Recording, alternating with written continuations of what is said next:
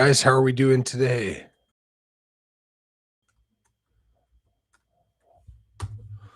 All right.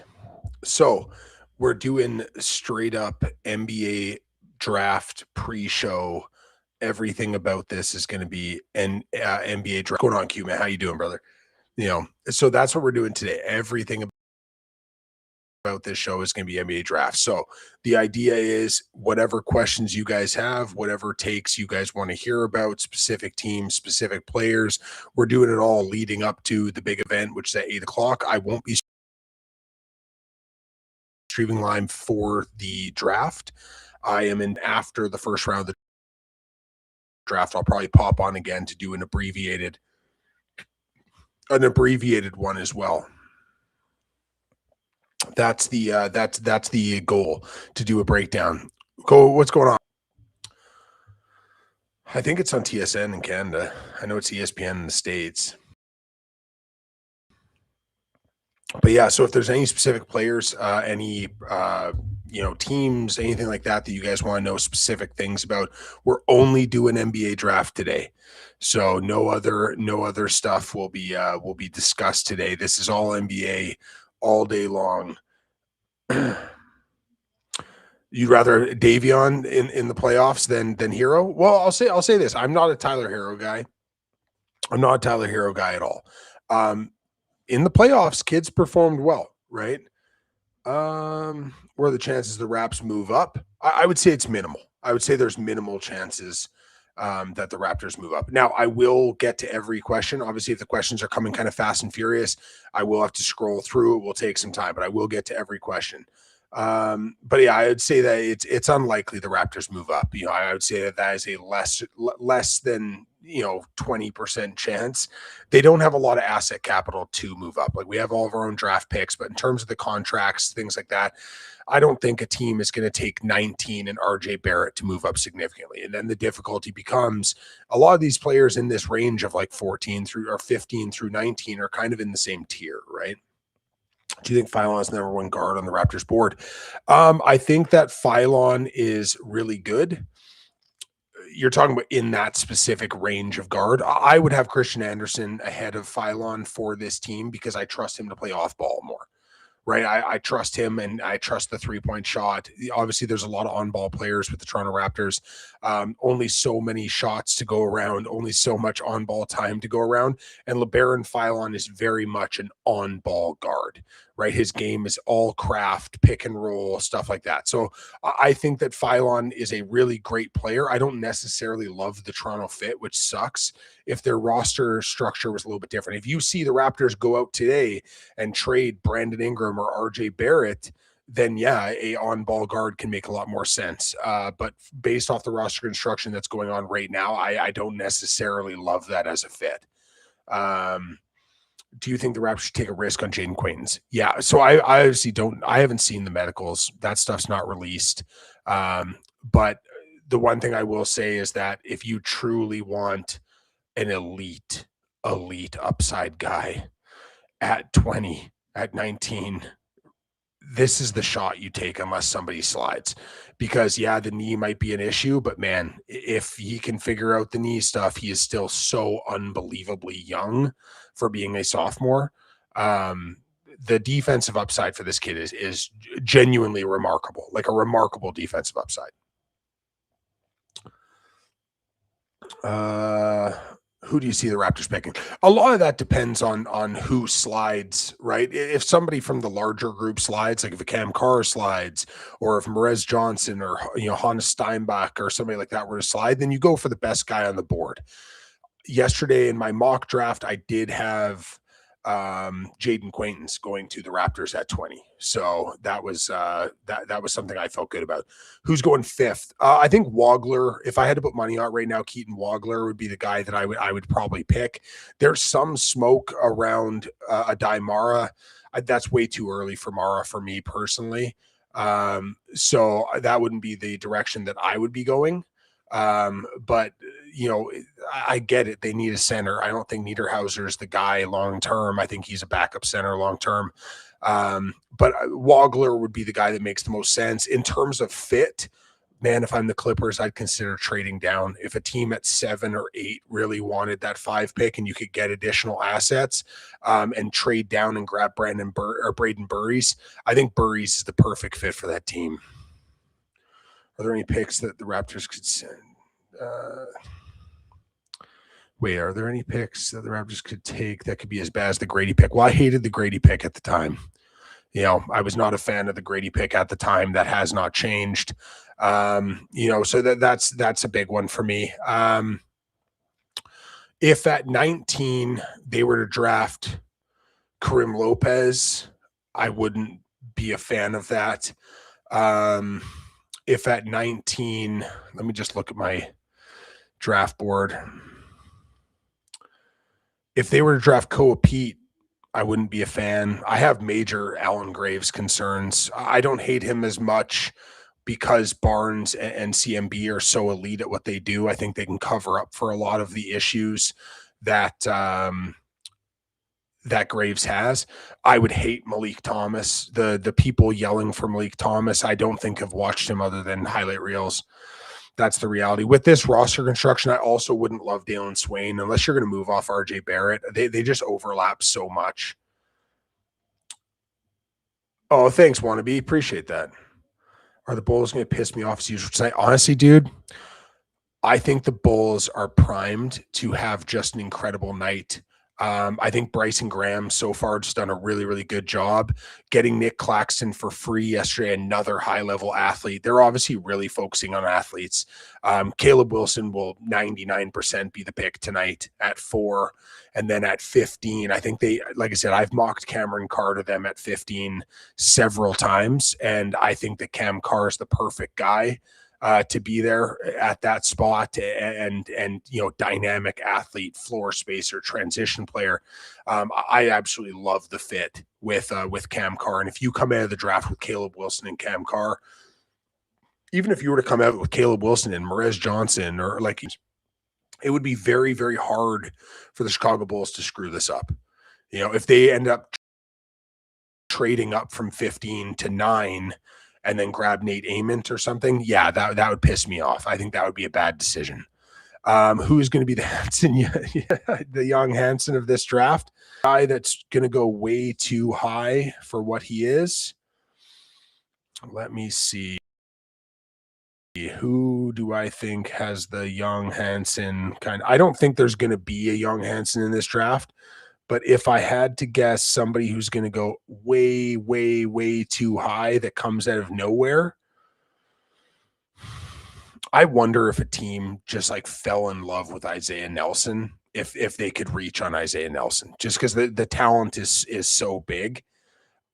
Or like a Toby Lawal, if there's a team that just bets on the athleticism and just goes crazy on the athleticism and really, really reaches on just the pure athlete side of it.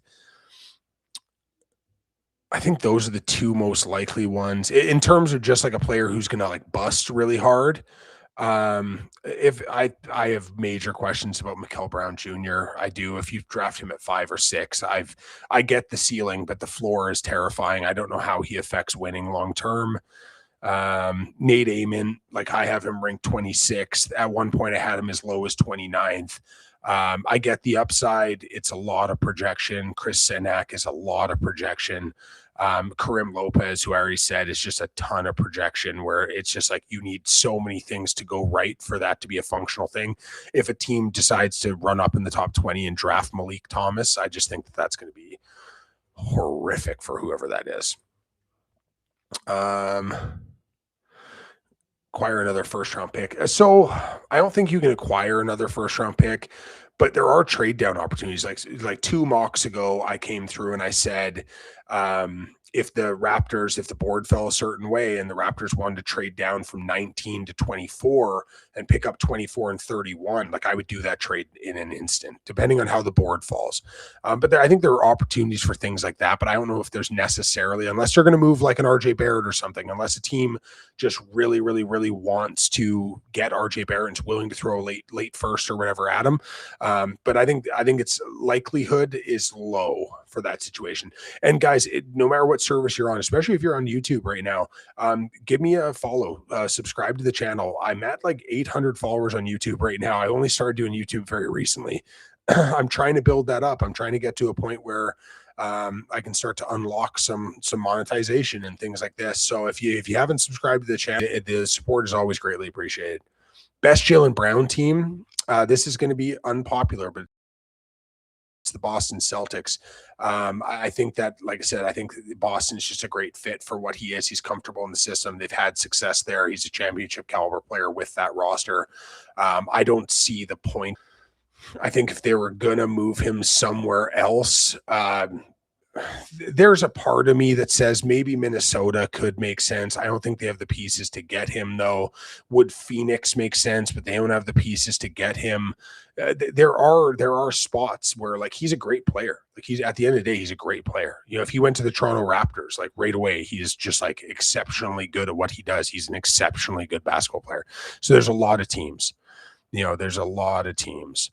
Like 23, was that the Grady draft? I always get the years confused. If that was the Grady draft, that was the year where I was so all in on Cason Wallace that it was blowing people's minds. Like I had a top 5 grade on Cason Wallace. Cason Wallace is one of my favorite draft prospects ever. Like, he'd be in my top 3 or 4 favorite draft prospects that I've evaluated, period. So yeah, I think that's 23 draft. So yeah, what do you see if it would take for another pick? You'd have to trade futures, right? So if you want another pick in this one, you probably have to trade 2 futures to get it done. The Raptors aren't in a positive situation in terms of draft capital, so I think it's really, really tough, right? I think it's tough. I think that one's a real tough one. Would you look to trade for Miles Turner? Depends on what it's for. So Miles Turner's contract's not short either. So people are like, hey, oh, hilarious. I'm getting asked the Miles Turner question on multiple media sources right now. Miles Turner was bad last year. Like, there's no 2 ways about it. And I like Miles Turner as a player. I think Miles Turner is a great fit in Toronto. But that contract is long. That contract is expensive. So if it takes trading Pirtle and you have to attach a first-round pick to it, like you have to attach 19, I don't know if I'd want to do that. I wouldn't be interested necessarily in making that move, because, like, I just think there's a lot of value in 19. You know, I'm also a draft guy, though. So obviously I'm a little bit biased. Yeah, I'm a little bit biased. And like I said before, guys, like, if you haven't subscribed, please subscribe. And I will be going through every single question. It's just going to take me a little while because I've got questions from 3 social media platforms all coming in at the same time, but I will answer every single one. So just stay chill and I will get to it. How do you feel about Henry Versar? I made a whole video about Henry Versar. I think that he's awesome. Yeah, there are issues in terms of lateral mobility and stuff. I think he plays his ass off. I think he's a great passer. I think that he is a legitimate 43% three-point shooter on 6 attempts per game as a 7-foot center. I think he's a tenacious rebounder, even though he's not all that physically strong. I think, you know, he's a willing guy to stick his nose in there. You play him at the nail, kind of like, you know, you can do Hartenstein-esque things with him offensively. I think Henry Versar is a guy who comes in the league and can do good things right away. I'm a big believer in Christian Harrison, man. I like Christian Harrison. But yeah, the Turner thing, if you could get Turner for Pirtle, Grady Dick, and some sort of heavily protected 2027 first, I would do that. But I'm not trading 19 for him. You know, I this draft is really good. I think there are great players you can get at 19. So yeah, the Raptors picks are Swain, Carr, and Quaintance. I just don't like. I love Dalen Swain as a player. I just really don't like the fit with Dalen Swain and the Raptors. Like, he does so many of the same things that RJ Barrett does. He's a tough guy to fit in because he needs the ball in his hands, right? He's not a knockdown 3-point shooter. His offensive game is generated with ball in hand. And on the Toronto Raptors, there's just not a lot of reps available for ball in hand players, which is one of my primary concerns about everybody wanting Bennett Sturts and Christian Anderson and LeBaron Philon and Dalen Swain. And it's like, there's only one basketball on the court. We already have 4 players that require the basketball to be kind of fully actualized. We're going to bring a kid in who then is going to have to play off ball. How's that going to help them? How's that going to help us? Right. Let me just look up Draft Baller really, really quick here, but I'm pretty sure it was higher than that. Henry Vesar.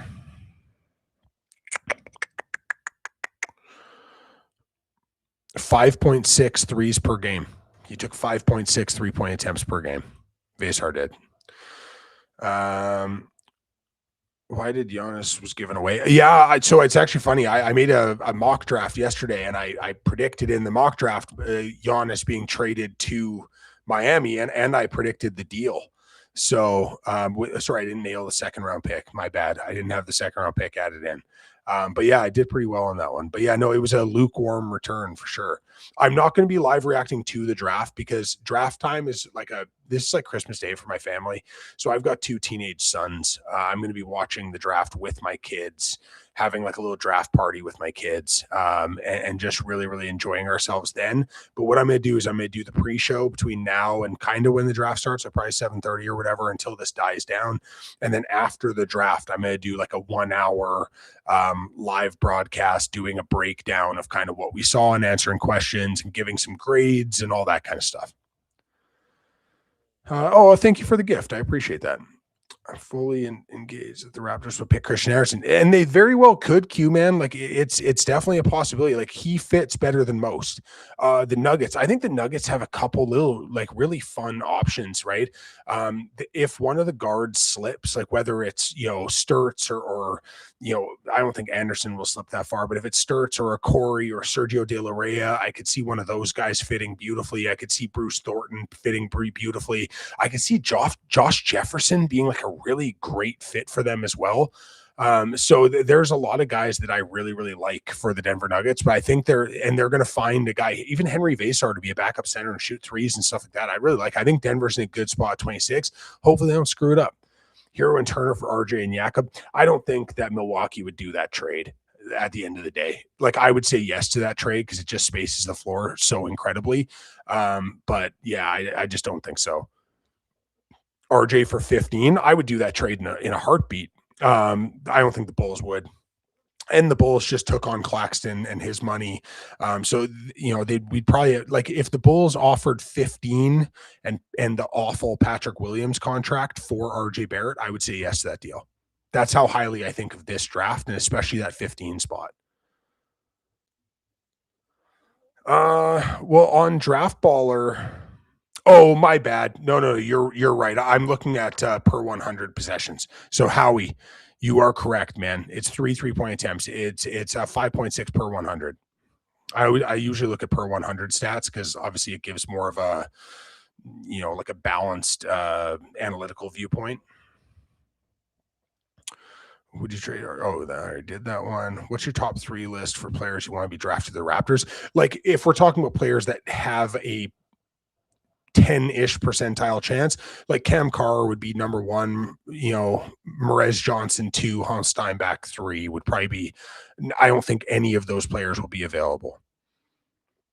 Yeah, no, Howie, you were right. I was looking at per 100 possessions. Potential trades for the Raptors. I did one of those on TikTok not too long ago. So yeah. Who do you want in 23 for the Raptors? Is 23 the Grady Dick draft? It was Cason Wallace. Cason Wallace is who I wanted. Any trades? Well, I predicted the Giannis trade yesterday, so I feel pretty good about that. The other ones that I picked at draft or on my mock draft, if you guys watch my mock draft from yesterday, I think I made 3 or 4 trades in the first round for different players. I'm having a hard time remembering which ones I moved right now.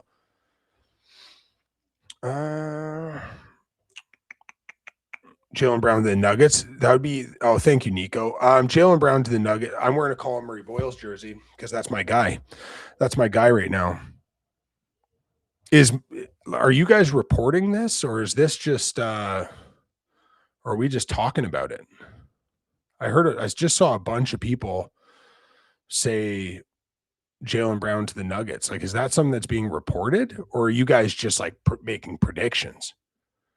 Because I haven't seen that pop up in my feed yet. I would love to trade for another first round pick.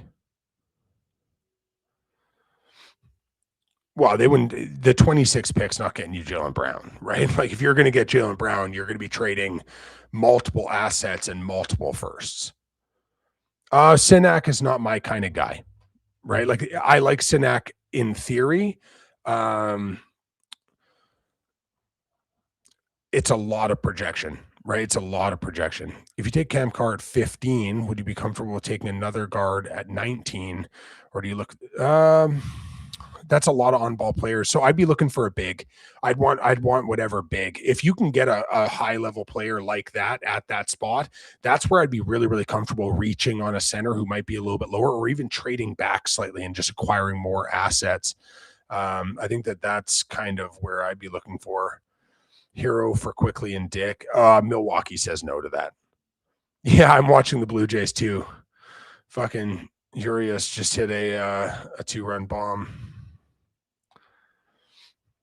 All right, I'm almost caught up now. I'm almost caught up, guys. Keep the questions coming. Thoughts on Giannis trade? Predicted it yesterday during my mock draft. So if you guys check that out on YouTube, you can see the prediction that I made about that. It's a lukewarm return. I don't like the return, even though I predicted the trade. I think John Horst is terrible at his job. Like I think he's in that same class as, a couple other guys. One of them's in Sacramento. And one of them's in New Orleans as the worst general manager in the sport. I just don't think they're good at their job. Right. So that's a big problem. Disappointed at the Raptors draft. The guys that I really wouldn't love.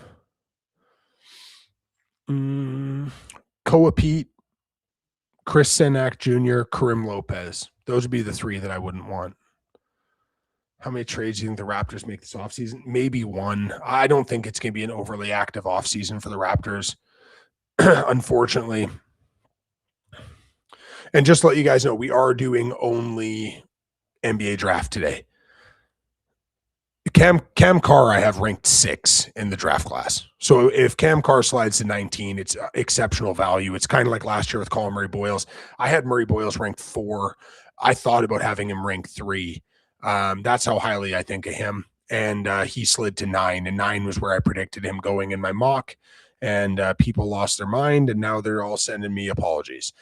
Yeah. So, and again, if you guys don't already subscribe, especially for the YouTube, people, if you're watching on TikTok or whatever, and you don't subscribe to my YouTube, jump over to YouTube. There's a link in my link tree that attaches, and I've got full scouting reports on, I think, about 15 players up there, a couple of mock drafts, my big board, everything else. So if you don't subscribe, please do, because the support is super helpful, because I'm really trying to build up the long form content, and I'm getting really close to 1,000 subscribers despite being pretty new at TikTok or at YouTube, which is cool. Yeah, Corey is so hyper on ball. It's just a tough fit, right? I love the player. It's just fit matters, and I don't love the fit. Do you like Sabonis on the Raptors? I think that Sabonis can be insulated on the Raptors, but you have to fully commit to the idea that Colin Murray Boyles is your starting power forward. Scotty Barnes is your starting small forward. If you fully commit to the idea that both of those dogs are playing 35 minutes a night and they're going to be with Sabonis and they can be on the court with him to insulate his weaknesses, I think it's functional. Would I acquire him with a draft pick? No. I would not add a first-round pick under any circumstances to grab Sabonis.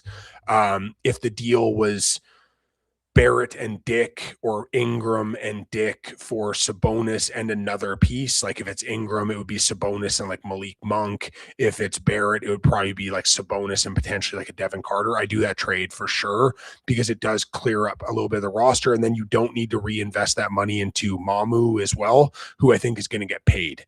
But yeah. No Ceiling's talking about Terrace Reed at 19. Yeah, I can't see it, but like maybe Şengün, Shepherd, Eason, Jaylen Brown. I think the value on that is about right, to be fair. I don't know if either team necessarily would go for it, but like I think the value is fair. I really like Terrace Reed. I just wouldn't like Terrace Reed that high because I think you can trade down and get Terrace Reed, right? I think you can trade down to 24, 25, 26 and still get that player. So drafting him at 19 just seems like bad asset management to me. Why didn't we go in for Claxton? Because we couldn't absorb him. That's the advantage Chicago had. Chicago had the ability because they have so much cap space to just absorb his contract without having to give money back to anybody else, like real money at least. And because they were able to do that, they were the ones that could benefit. The Raptors are already above the cap, right? They're into the luxury tax, like they're expensive. So you can't, that's the thing about having these big contracts. Everybody's like, well, does it matter that Ingram's paid more than he should be and Barrett's paid more and, Pirtle's contract right now, it's still manageable, but next year it jumps huge. And, like there's so many max out value contracts. This is why it's important, because if these guys weren't paid what they are, if they were paid more of the market cap expectations of what their contract should be, then the Raptors would have had money potentially to not absorb Claxton necessarily, but to absorb a player with some money on it, right? I'm live on TikTok, Instagram, and YouTube. Well, it's only 4-2 in the fourth. Steinbach would be in that top group. Like, it's hard to say top pick because, like, if you can get Darren Peterson's my top pick for the Toronto Raptors, right? You know what I mean? I like Steinbach. I think Steinbach would be great. I'm more of a Merez Johnson guy, but they're also in the same tier for me. Yeah, Carr is the dream, Danny. Like, Carr is the damn dream. I got Terrace to Cleveland 28. So I had the same thing yesterday, Howie. Yeah, I had the same pick yesterday in my mock yesterday. So yeah, I just think that if you're Claxton has been the best center on the team the last 2 years. Claxton's been more like, I love Day'Ron Sharpe. I've been pumping Day'Ron Sharpe's tires now for years. Claxton's explosive. Claxton does things that Sharpe can't do, right? But he's also like a bit undersized and like he's not the strongest guy. But obviously Bryson Graham and Chicago Bulls right now are trying to build like a hyper athletic team, and Nick Claxton fits into that mold of just hyper athleticism and switchability and all these things. So like I really like the pickup for the Chicago Bulls. I think it's a really good spot. I think it's a really good spot for him. Yeah, man, the Yaxel stuff. So and this is something I've been talking about for a while, where like it's not like he's a bad dude. It's not like he's out there like robbing banks and like beating up girlfriends and doing despicable shit. But he's immature. Last year, he went into the draft process and then everything was great. And then he started talking to teams. And then all of a sudden it's like, he's not going to be. This year, he plays, everything's great. He wins a national title, everything's great. And then he goes to interviews and workouts, and all of a sudden things aren't great anymore. And the problem is, like I said, this is an immature person. Like, you can see it when he speaks to the media. You can see it with the Dusty May stuff from earlier in the year and talking about how he's late for practice and like he's not working hard enough and he's out of shape. And there's a maturity thing there, right? And teams, when you're already older and your maturity is not there, that's going to alienate some teams from picking you straight up, right? That's just the reality of the situation. That's just the reality of the situation. Dude, if you can have a starting lineup of Quickly with Carr, Walter, Barnes, Murray Boyles, I know it's not the biggest team, but goddamn. And then you can have a rotational big that can take some larger stuff. Like if you've got, I think Carr and Walter play so beautifully off of each other because they do things in a similar frame, but in a very different way. So I love it personally. Thanks, Kyle. So to me, Colin Murray Boyles, like I said, like for me, the median comparable I always gave for him was Paul Millsap. I think he is not quite as good offensively, but better defensively than Millsap. And Millsap was a hell of a defender at one point in his career. There's a lot of like modern day Ron Artest to Colin Murray Boyles, the way he plays, the physicality. Let's be real. If Ron Artest was in the league in this era, it doesn't matter that he's shorter. He would have been playing 4 minutes heavy. He would have been playing the 5 in small ball lineups as well. So like there's just like a lot of those guys, man. The passing is what kind of sets him aside, right? Colin Murray Boyles is such a high level passer. He has such a high level feel for the game that I just have a ton of faith in him. I think he's a special player. Sixers go Zuby, St. John's. Yeah, Zuby Ejiofor. I think Zuby would make sense there. I think that they're a Koa Pete team. I think Koa Pete's deficiencies play really well in Philly because Embiid's so hyper perimeter oriented now, right? So it's tricky, right? Wait, who are you saying that you didn't think Presti would draft? Essengay equals Claxton Jr. Essengay is a different style of player, right? Like Essengay is definitely a different style of player. Already know who you're talking about. Hilarious. I'm just answering the questions people are asking. You know what I mean? Ron is a great comp for CMB. Yeah, they just, like I said, there's a tenacity to the way that they play defense that's very, very rare. The aggressiveness that Ron played defense with is special. It's unique, right? It set him apart. And CMB plays with the same level of like kind of fuck you to his game, right? And I love that about him. Yeah, Meta World Peace. Sorry, I'm old. Yeah, I never thought the Reeves to Brooklyn thing was real. Nets are front rush Trey Murphy. I hope not. You know, I'd really wait. Sam Presti would never draft who? I'm interested to know who that is. Like who you're talking about. Are you talking about Cam Carr? He'd definitely draft Cam Carr. I don't think he's necessarily the exact guy that he'd want in that spot. But yeah. Who are you taking if Carr and Phylon? If those two are still, it's Carr. I have like guys, unless Yaxel, he's picked other guys with some like not like he hasn't picked guys with character issues, but there are guys with like there's been some concerns about like laziness, and there are guys who have slipped in drafts. He had a real bad draft pick a couple of years ago where there was concerns about weight and whether he was fully committed, and they still picked him in the first round. It didn't work well, so maybe they learned from their lessons. But you take Phylon over Carr for the Toronto Raptors, who have 947 on-ball players on their roster that all need to play on ball to be.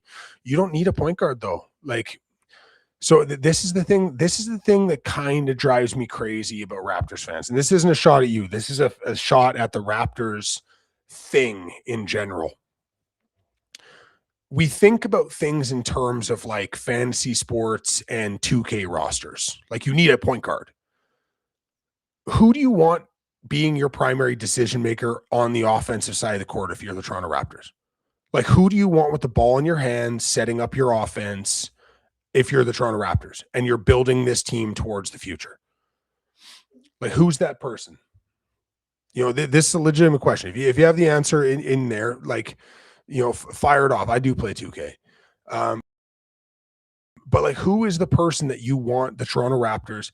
It's Scotty Barnes. Okay. So on offense, Scotty Barnes is your point guard. So you're going to draft LeBaron Phylon to take the ball. You're going to draft Phylon to take the ball out of Brandon Ingram's hands. The only thing Brandon Ingram does well on a basketball court is score with the ball in his hands in isolation. So Quickly, who averaged 17, 4, and 6 last year, who was, other than the first 12 games of the year, what he is. I know people hate the contract or whatever, but Quickly was very, very, very good last year.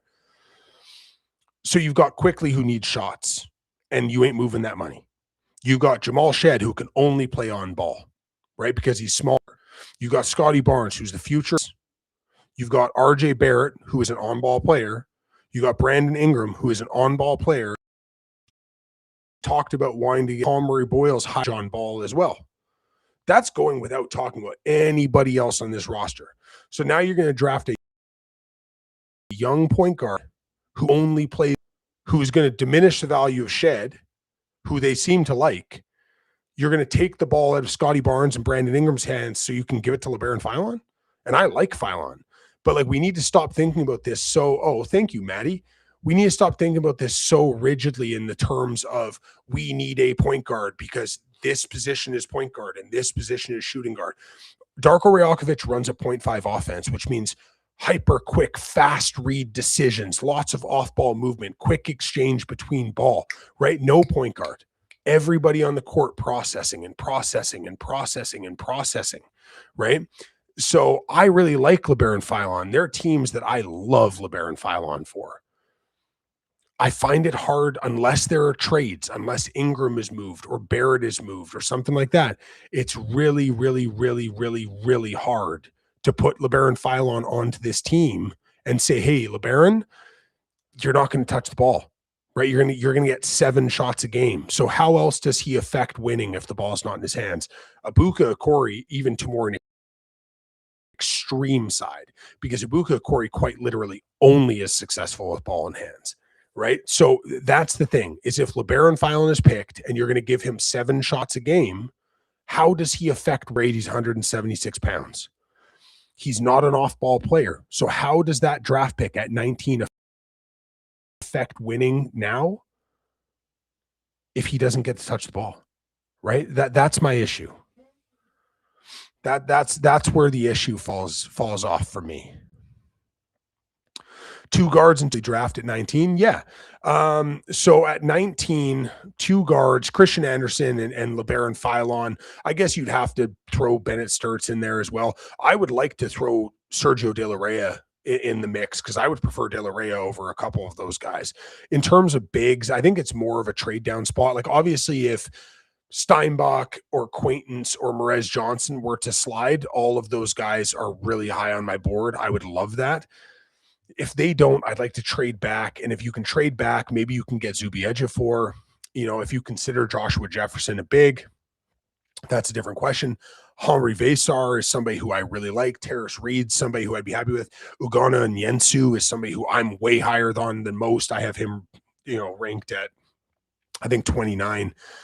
So there's a lot, man. It's a great draft, right? It's a great draft. Very thin in the second round, but great draft overall. No, and like the people do the IQ thing because they see the $32.5 million contract, which again isn't a great contract. But he averaged 17, 4, and 6. He shot 38% from the 3-point line on the highest volume of threes on the team, played functional defense, like net neutral, slightly above neutral, especially when he's off ball. He's actually a better off ball defender than on ball defender in my mind. And he played really well. People hate him because in Toronto, you have to hate somebody. The fan base has to hate somebody all the time. And that's Quickly. Quickly's just that guy, unfortunately. For 2 months last year, between summer league and training camp, it was Calmery Boyles. And how quickly did that change? So it's still need a guard, but we have guards. Like this is the thing that like is confusing to me is you have guards on the team. So who isn't a guard? Like you literally have Shed and Quickly who are point guards, right? Like Quickly is a hybrid, is a little bit of a combo. But again, like Scotty Barnes plays point guard on offense 30% of possessions, right? Like again, what is a point guard if the ball is not in their hands? So you're saying we need a point guard. What does that mean?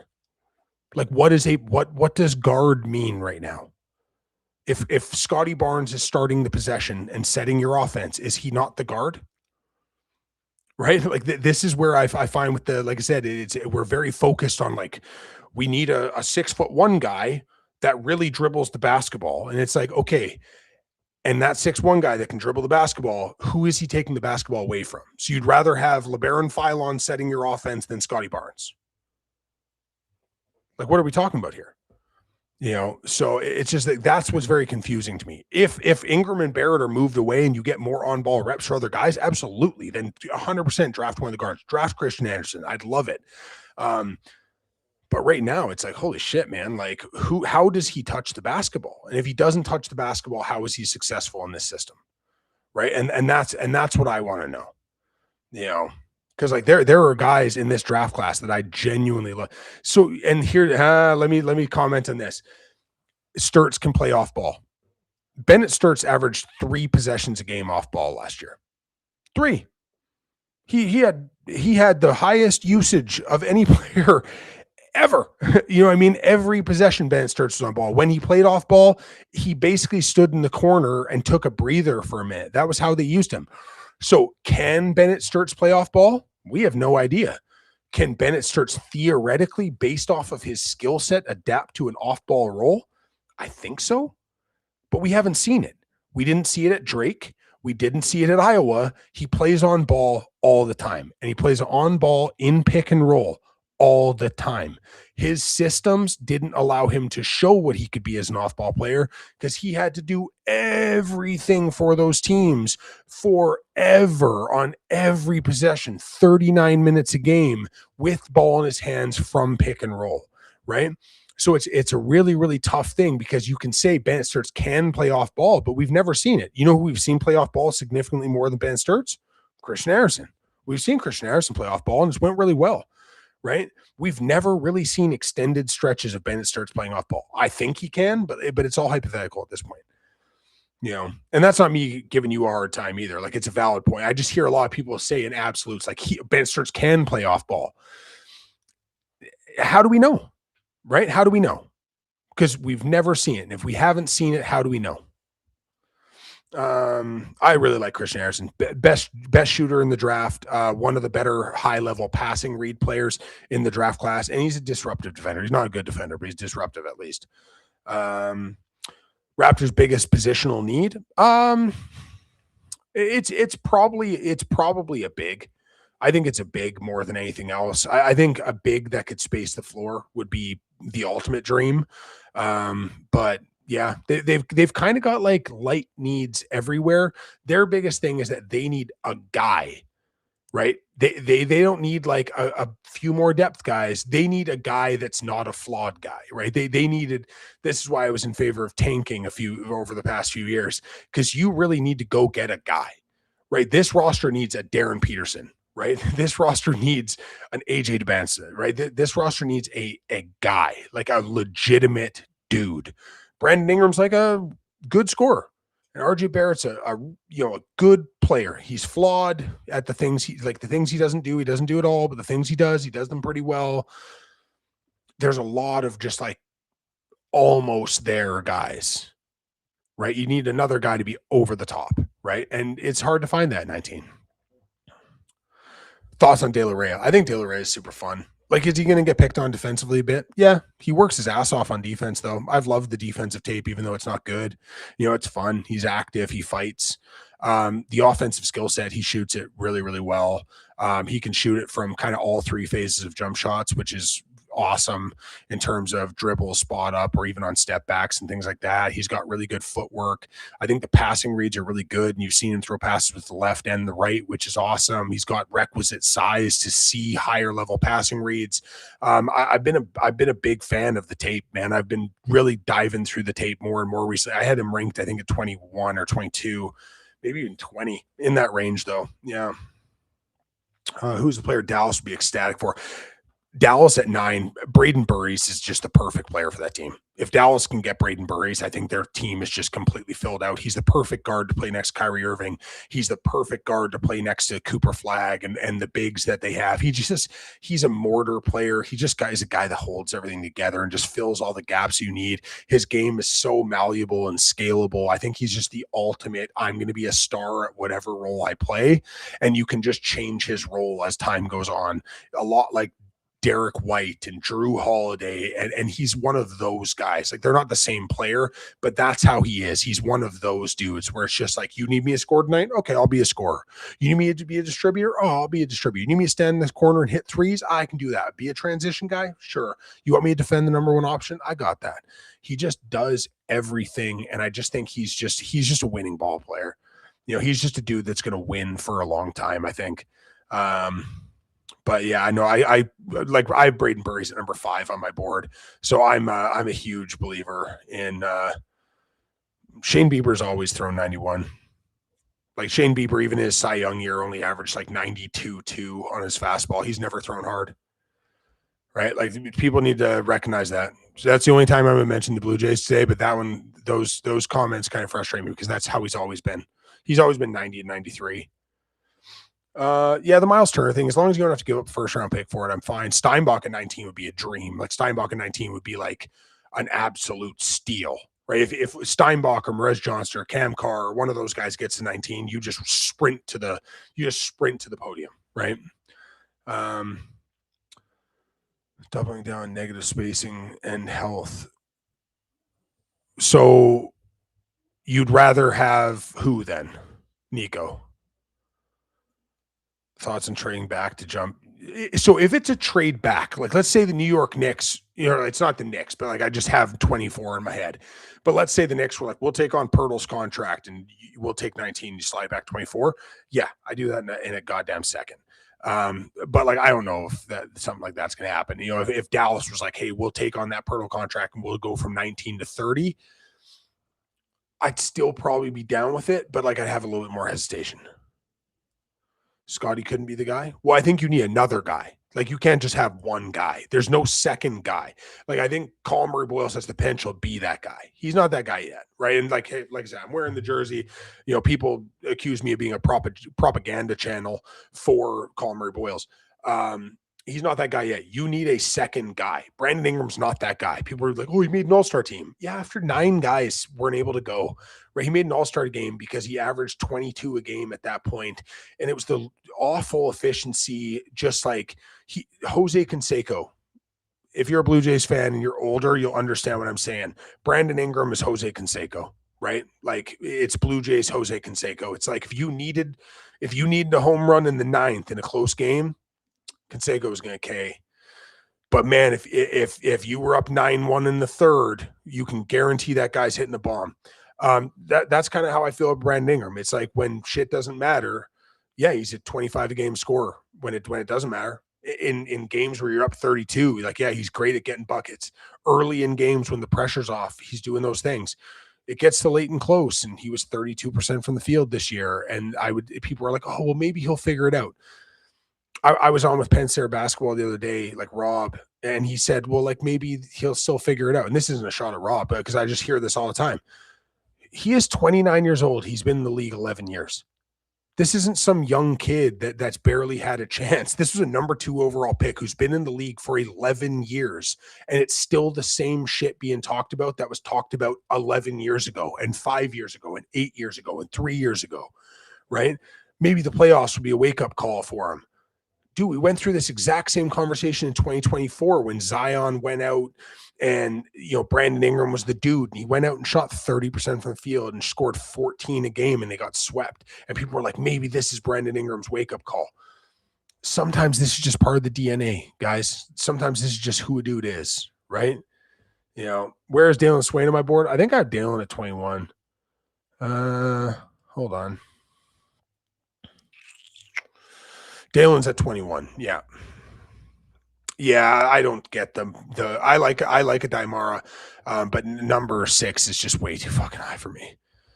Number 6 is way, way too high for me. Oh shit, I thought there was no more questions on here. Sorry, YouTube and Instagram people. I thought I was all caught up in the chat, and then I look and it would be like, oh, there's 50 new messages. My apologies. RJ Barrett for Ron Holland 21. I would drive RJ to the airport. Shit, I wouldn't drive him to the airport. I would drive him to Detroit for that deal. I'd do that tonight. So if that's the case, like I'm in, 150%. I'm down for that. IQ is better off ball as a offensive or a defensive player. Really IQ, but it's hard to get off his shot. He had the highest volume of 3-point attempts of any player on the Toronto Raptors, so it wasn't very hard to get his shot off. Secondary creator is the correct wording. For who? Like, what are we talking about? No. Well, no, I'm not saying that RJ and BI are the core. I'm saying that Bobby Webster pays them to be the core. That's the reality. They make $70 million between the two of them this season. That's the core, right? Those are two team. Whether you want to phrase it as it or not, they had the opportunity to not have Brandon Ingram, and instead they traded draft capital to get him. And then they had the option to not re-sign him. And instead they decided to give him $10 million more than any other team in basketball that was willing to sign him for personally by his agent publicly. That sounds like a core piece to me. So you traded draft capital for him and paid him well above market price to keep him. That's the epitome of this is a core player, right? Is he good enough to be a core player? No. Is he a core player? Unfortunately, yes. This is also going to be a rookie. Nobody is moving mountains for a 19th pick. Okay. But again, like this isn't like a regular draft. You can get a really good player that can impact this year. I'm not saying it's going to be a superstar this year, but why would you pick a guy that's not going to impact? Right. So you're going to draft LeBaron Philon. And then what? Jamal Shedd's just off the roster then? So like just move Jamal Shedd because he's your third string point guard and you can't play Philon and Shedd together. So, now Shedd's value is diminished and he's going into free agency. So, or you continue to play Shedd and then what? You just drafted Philon 19 and now Philon doesn't play unless there's an injury. So you got what? Philon in the G League? What's the point of that? When you can go get a roster guy that's actually going to impact the game. Right? Like that's I don't get it. You know what I mean? I just don't kind of see the logic of it. Again, really like the player, just don't like the fit. And then part of that fit issue is that the Raptors roster construction is just like really clunky. Thoughts on a Turner trade? As long as we don't have to trade a first round pick to get him, I'd be fine with it. But like, I just don't think that's going to happen. I think they want a first for it. I don't see. Yeah, I don't love the Zion to Boston fit at all. Like he doesn't do any of the things Mazzulla wants to do. He doesn't shoot the three on offense. He's not a quick processor, and he can't defensively switch. So I don't like the Zion fit anywhere else around there. Quickly Walter, Ingram, Barnes, and CMB.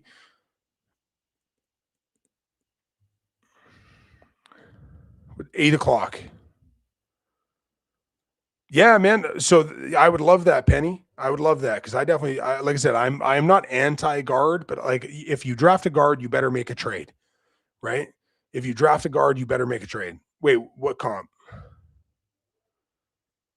I don't know if they're gonna pick one of the Michigan guys. Like I get it. Like who's the fit from the Michigan guys? Like you just locked up PJ Washington to a shit ton of money. You've got Cooper Flag, you've got Lively, and I guess if you move Gafford, then maybe draft Mara if he's still there. I don't know, man. I think they need a guard. Like Kyrie's got injury issues. Ryan Nembhard's not very good. Christie's not great. Like, Brandon Williams is fine. They need another guard, right?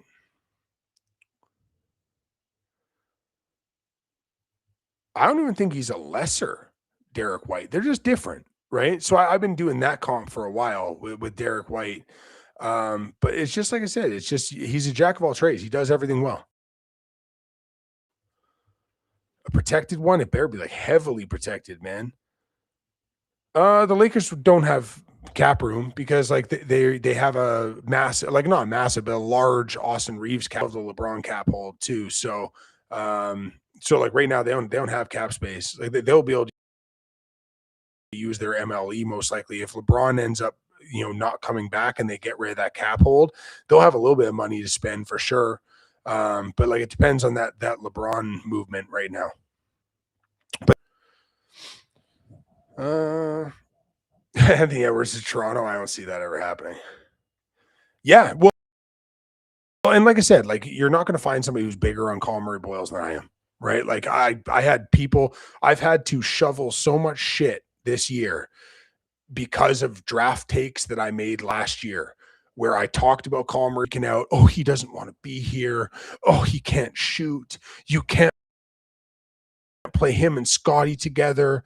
The spacing will be shit. Oh my God. He's not good. Like like why would you draft a guy that you can get at 25 at 9? I had to hear all the shit. I had to hear all of it for months and months and months and months, and every smart person on the internet telling me how dumb I was for how high I was on Colin Murray Boyles. Where are they all at now? Right? Where are they all at? But what you need is you need a real high level scorer next to those two guys. preferably somebody that can space the floor very effectively next to those two guys.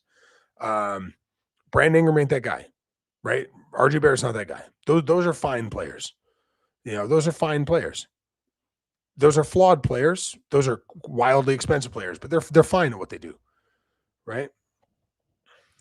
I think Mamu probably goes. I think that's the most likely thing. What do you mean we haven't had a big, like, what does that take?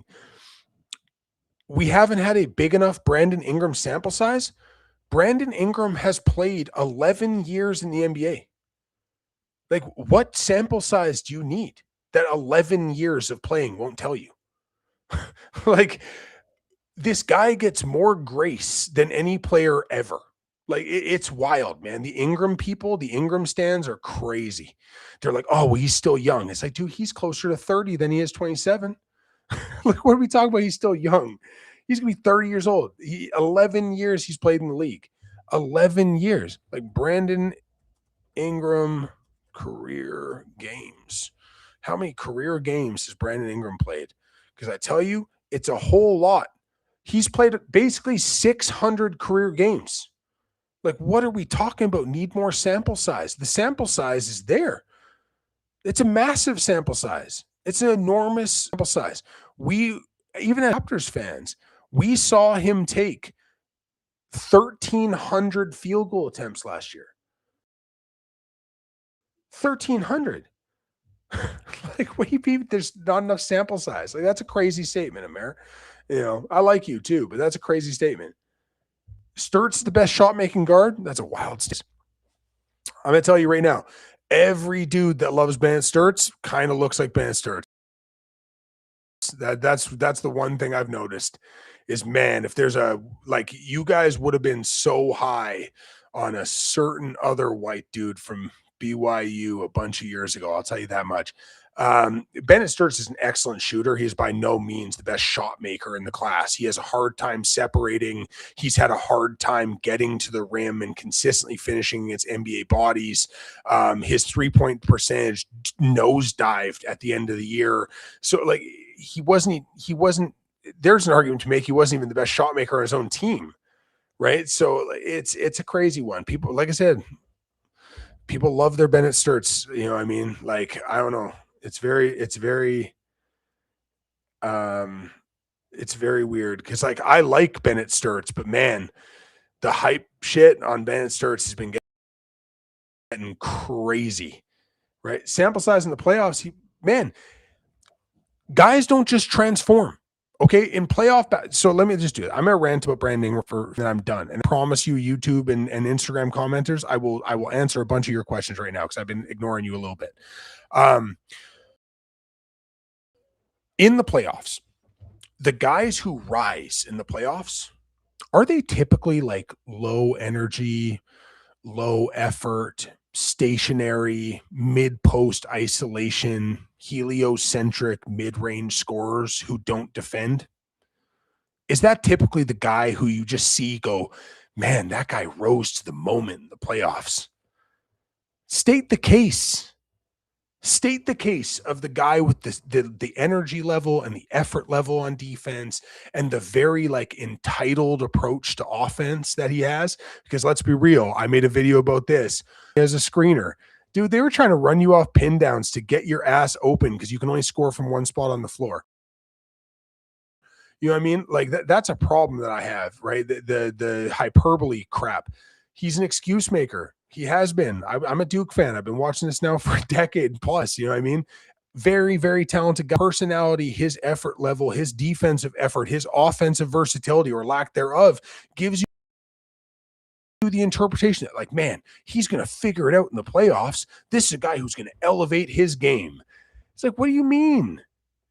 State the case of the other lazy one-dimensional dude who just like all of a sudden playoff time came and it's like, man, that guy's the guy. It's just, come on, stop.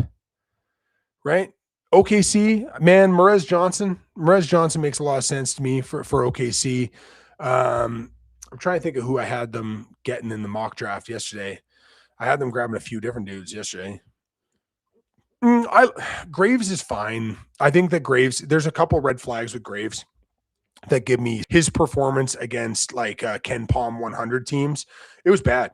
When Alan Graves faced good teams, like Alan Graves didn't look good, and those steal and block rates went from 5% down to about 2.2. Um, his ability to get his three ball off went down significantly. His playing time went down. Faster players exposed him. Like, he really has to play center on defense in the NBA level because his feet are just not good. Unbelievable hands, unbelievable anticipation. I think he can process the things that he needs to get to. I just don't know if he can physically get to them. And that's the issue at the NBA level. So I like it conceptually. I think that the Raptors are a better fit for Alan Graves than a lot of places because Murray Boyles and Barnes, being able to insulate some of his mobility weaknesses. Hate it. At 29, I'd be fine with it. But at 19, no thanks. Imagine Caleb Wilson on the Raptors. That would be delightful. That would be delightful. That is unfortunately not going to happen. 19, Kobe figured it out. Doubt age 29 ever can. Yeah, and that's the thing. Young players figure it out, and certain player types with a certain level of like FU and intensity of their game figure it out. The BI is going to figure it out stuff. It's like, dude, he's not young, and nothing has changed, right? I wouldn't want to take either. You know what I mean? Like, I wouldn't want to take either of those offers for Giannis. The Boston one get a lot for Jaylen Brown on the reroute. But like, I don't love either deal. So yeah. Wow, the disrespect. RJ is the future. He showed he can be great in the playoffs. RJ was really good in the playoffs, but RJ was also able to perform in that role because the guys around him and what they were doing for him to insulate his game. Right? Like, RJ was very good. RJ it wasn't always good in the playoffs, right? Like, I know people like offensive highlights, and scoring is super important.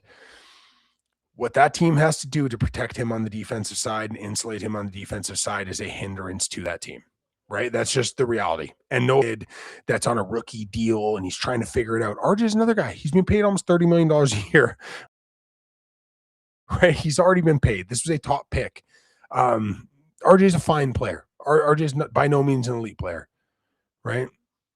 Trae Young deal is wild. The Trae Young deal is wild. Yeah, it's a wild deal. No, I would have never traded for him though either, to be fair.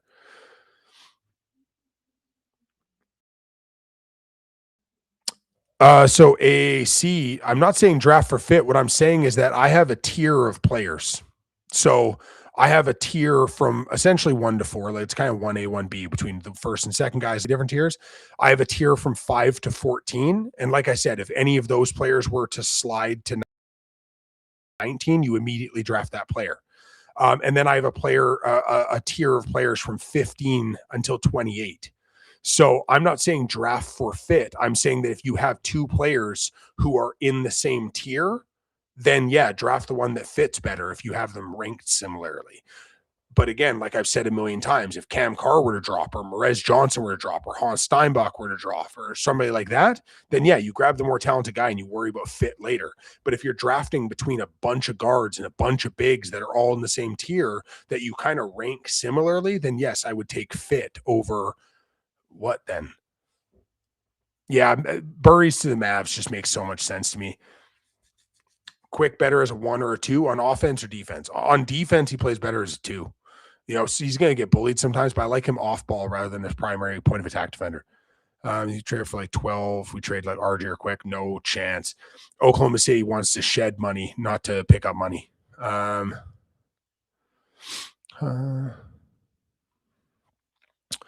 Please predict top 5 free agents will sign where. I'd have to look up a top 5. You put the top 5 free agents in the thing, and I'll call it out. Oh, you literally did that.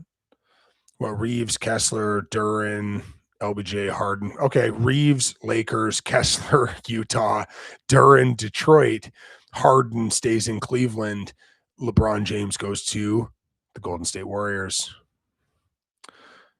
Yeah, no, if we could, like I said, Oh, thanks. Why? I appreciate that, dude. You know, any tips for getting your face out there and breaking the anxiety of content? So I do have a diagnosis, and I've been diagnosed with post-traumatic stress disorder as well. So I do have mental health diagnosis. This was a thing that I did to kind of assist with my social discomfort because I'm not a natural socializer. I'm not a natural person in terms of social kind of engagements. And this was something I did to kind of bring in for a few years now. And like I tell you, it's made things easier. I think the biggest thing is you just expose yourself to more and more uncomfortable situations, and then you figure out ways to process those feelings after the fact, and really figure out ways to kind of like introspect and kind of figure out how to kind of find those things and navigate the discomfort and the anxiety of it. And it becomes easier over time, right? You figure out what your triggers are, you figure out what aspects of content you're good at and what aspects make you uncomfortable, and you just keep trying to grow from there, right? And that's been what the journey's been for me so far. So that's a phenomenal question. I appreciate that question. Um, yeah, like how much more sample size? This is a Colin Murray Boyles jersey. Obviously, that's my guy. You know, I think AJ's going to go number one. I do have DP ranked number one though. I won't be on during the draft because the draft is like a big thing for my family, and I've got two teenage sons who are like wildly supportive of the content that I do. And they love watching the draft with me, and that's very special night in our household. So I'm going to do a pre-show, and then I'm going to do a post-show afterwards, breaking it down, doing some draft grades. But during the show, I'm going to spend with my kids because that's what we do every single year since they were little. So yeah. Thunder go after Kawhi. He's not really their type of dude. Raptors don't have the assets to get Jaylen Brown. Who do you think the Raptors will draft? You can only name one guy. So yesterday in my mock draft, I had Jaden Quaintance going there. Who you want 19? Like I said, want would be probably Merez Johnson. Like Merez Johnson, I think is like the best fit for this team. He's not going to get there though. Senak Jr. It's just all projection. Can he shoot? I think so. Can he defend? Maybe down the road. Can he rebound? Yeah. Can he dribble? Not yet, but maybe he'll be able to. You know, can he switch on the perimeter? Hasn't shown it, but like there's the chance he can. Does he block shots? No, but maybe he will. Right? It's a lot of that, right? So you need a lot of things to go right because right now there's just a lot of stuff that like he doesn't do, you know. Yeah, Merez, Steinbach, Carr, Quaintance would be not necessarily in that order, but those are guys that I'm obviously super high on.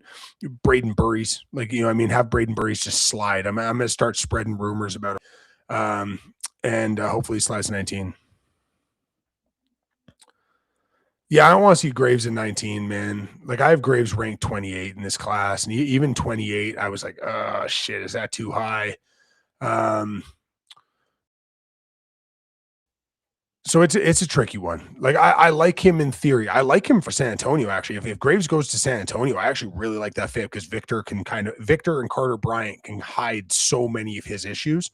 But yeah, Josh Jefferson is the guy people. Yeah, dude, Kev, dude. I don't know if did you hear me say that yesterday? Because I said that exact statement yesterday. That I said that Josh Jefferson is the guy that people think Allen Graves is. But yeah, I love Josh Jefferson. Josh Jefferson's awesome. Yeah, I think Josh Jefferson is awesome. Yeah, that's the advantage, Marcus. That's the value of having cap space, right? You can just absorb a dude. Would you do number 11 for Trey Murphy? Yes, they're trying to win. I would 100% do that trade if I were them. Who knows what you'll need to do for Murphy? I still don't fully understand why they're wanting to trade Trey Murphy. That one's confusing me. And just a quick pause here, guys. If you're watching on TikTok or Instagram, if you guys want, it would be a huge help to me if you can pop over to YouTube. The link tree is in my bio and give me a follow over on YouTube. I'm really, really, really trying to blow it up. It would be nice if I can get to 1,000 followers like real quick here. That'd be a dope thing for me. So if you're a YouTube person and if you would go over to YouTube, where I'm also streaming this live, and giving me a follow over there and subscribe to the channel, that would be a beautiful thing, and I would appreciate it a great deal because I'm working really, really hard on long form content, and I've gotten so much support. But like I say, if you guys could do that for me, that would be unbelievable. Subscribe to me, figure it out, guys. Sell me on Steinbach. Oh, okay, I can definitely sell you on Haas. 6'10.5", long, athletic, mobile, great hips, like really understands, very fluent, believable hands. Like his hands, when something is near him, he catches it. Right? Are elite, like unbelievable, great touch. Long term, he will shoot. I think his rookie season, he will shoot. I really do believe in his long term jump shooting. Great feel for post work. The single best rebounder in this draft class, and it's not close. He is the best actual rebounder. He is an intelligent rebounder who scraps his way to the weak side on offensive and defensive glass. He really understands space. Like the rebounding IQ is off the charts. Like he is unbelievable technically as a rebounder, and those hands are made out of gold. I think the kid is wonderful. I think there's even some on-ball future projection with him that could be rather good. But man, the more I watched him this year, the more I just fell in love with his game. Hornets need a big and a guard. So, Bill, did you watch my mock draft? Because Bill, if you watched my mock draft, you'd be very, very happy with what happened yesterday. Then, yeah, man, my kids are everything to me, and so that's the, thanks, man. But yeah, no, I always want to make sure that thank you, that like my kids, like I said, our family stuff. I'd love to do an NBA live broadcast with you guys during the draft and stuff like that, but that's a special thing with me and my children, right? So maybe when they get a little bit bigger.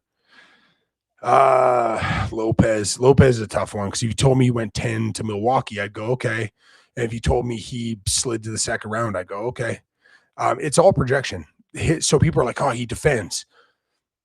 How he was used as a defender in the NBL, he can't do that role in the NBA. They were using him as like a weak side rotational backside defender. He can't play that role in the NBA, right? His point of attack defense is a mess. His off-ball defense is a mess. Like he can't guard anybody. He'll block a shot and get a steal here and there, right? So like the guys who love fantasy sports but don't actually watch games, they're going to like him sometimes because they're like, man, blocking a steal.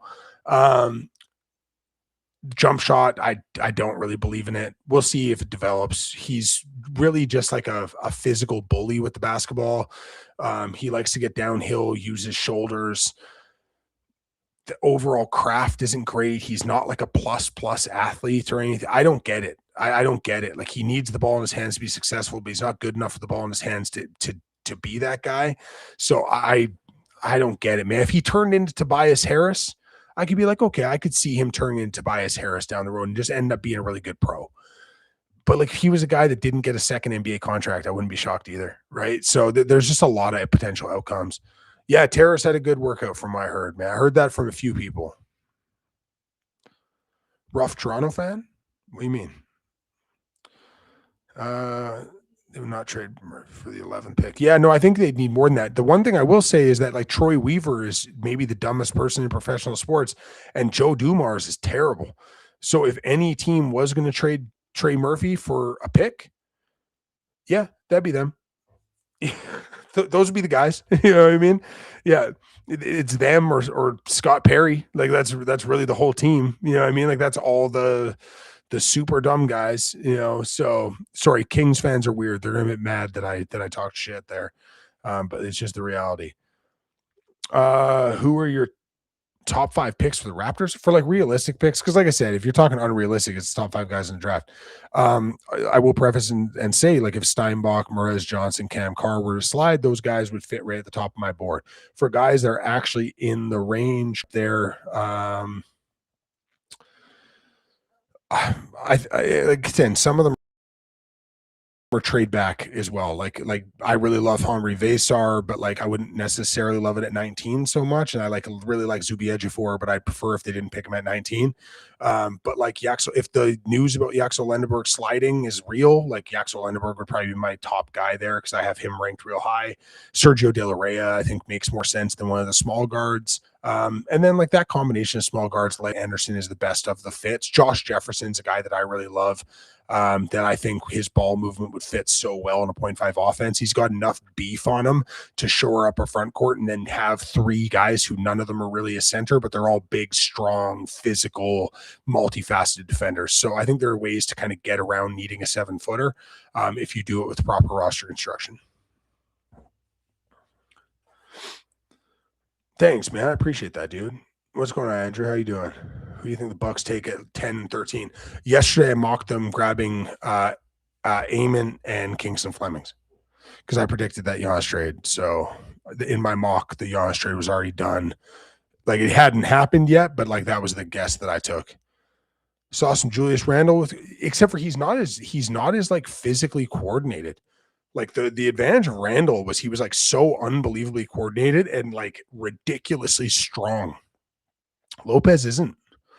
Like it's kind of awkward movement and like he's strong, but he's strong at like bullying small players. Randle was just strong. And like Randle was also like a very good passer, a reluctant passer, but when he decided to do it, the passing reads were awesome. Kerm Lopez is like a zero vision player at this point. So I get it with the physicality though. I get it from that side of it for sure though. How you feel with Philon? I love Philon. I just don't love Philon for the Raptors. I think it's a smokescreen. I think the Yaxel stuff is a smokescreen. I think that's planted by somebody.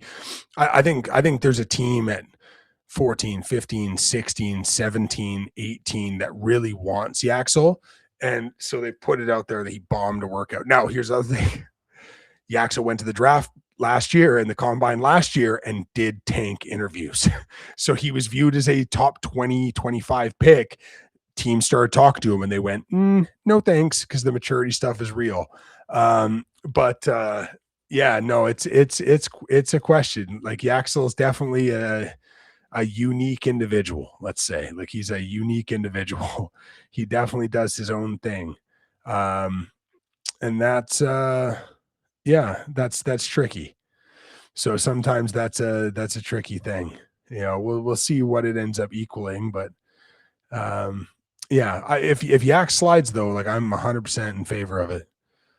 Mogbo, Mogbo's better than that. Like Jonathan Mogbo's better than that. Like he's actually like Thanasis can't play, right? Mogbo is actually like a really solid defender, like an excellent defensive player, and like he has some really fun passing skills and stuff. He just, like I said, he can't activate his passing because his offense is such a non-factor, but defensively, like he's a dog. Like he plays his ass off on defense. He's like not just a hard-working defender, like he's a very good defender as well. I am going to lean off screen for 1 second so I can take a drink.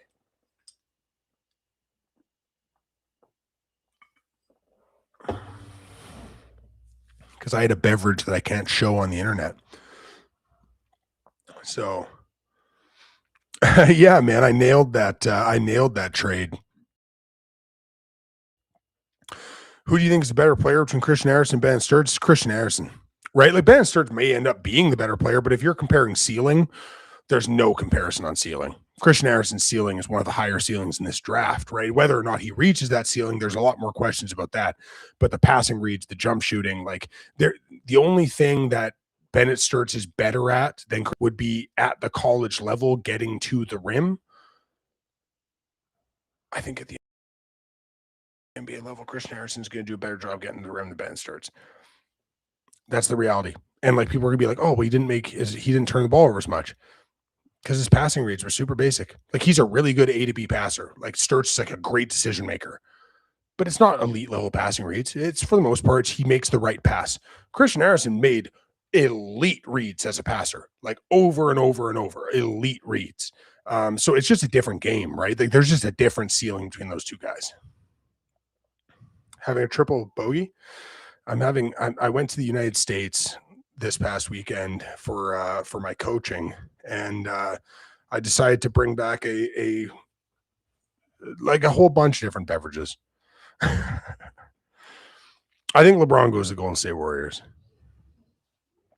No, nobody's gonna have interest in Grady for anything, of value. Shed isn't his value to others. He is from us from two culture. I agree, man. I think Jamal Shedd's a good player, man.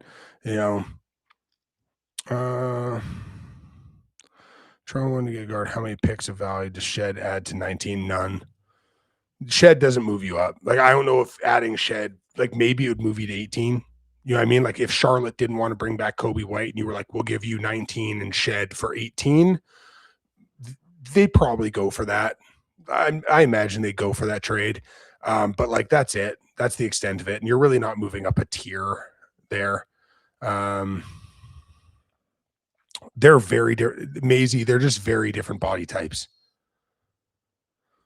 Have you posted the actual big board non-mock? Yeah, on my last mock, I did a full big board run through on that mock draft that I put out yesterday. So the first half of the video is the first, like, I don't know, quarter of the video or whatever is the mock draft, or is the big board. And then on Instagram and TikTok and on Twitter as well, I posted my big board. The top 30, I couldn't get like a graphic for the top 60.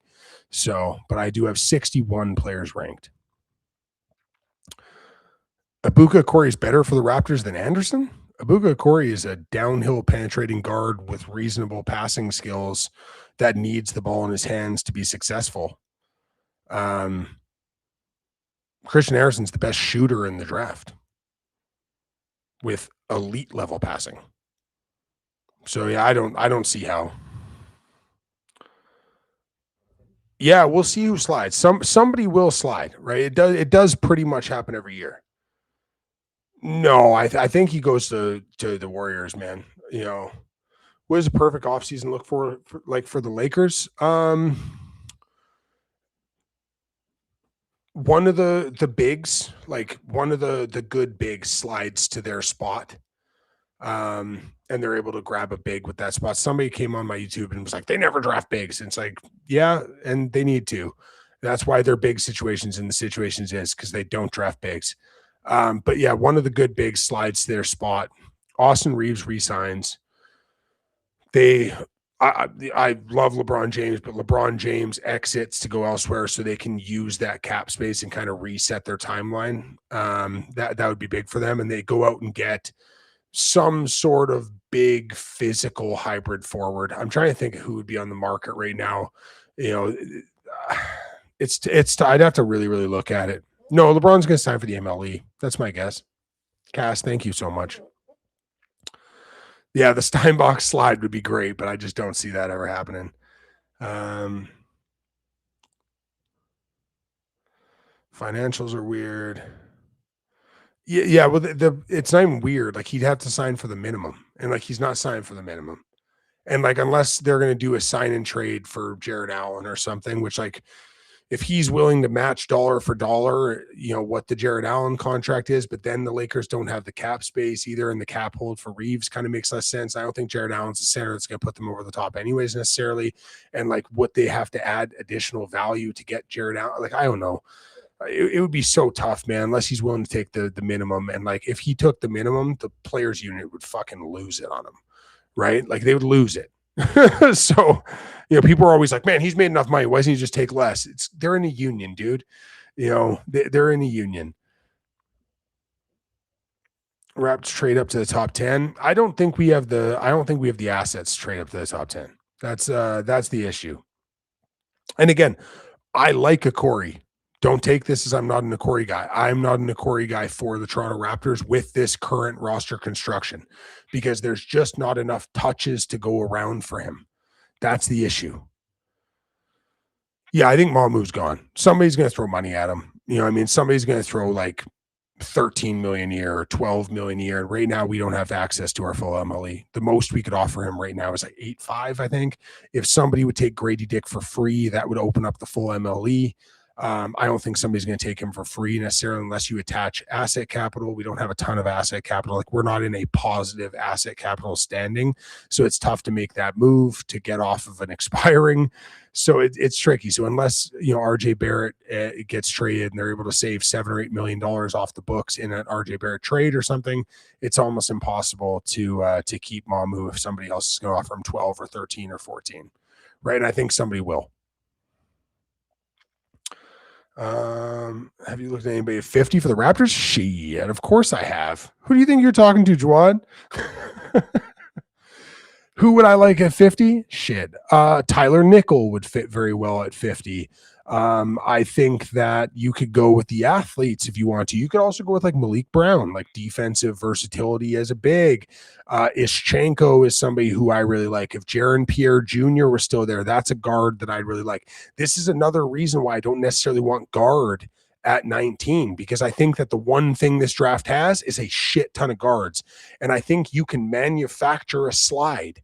And I think there's a chance that you can manufacture one of those better guards, like a Jaden Bradley or somebody sliding to 50 because you have a guaranteed contract to offer them, where the teams above you might only have a two-way. We see this every year in the draft where good players slide in round 2 because they can have a guaranteed contract from certain teams, and certain teams can only offer them two ways.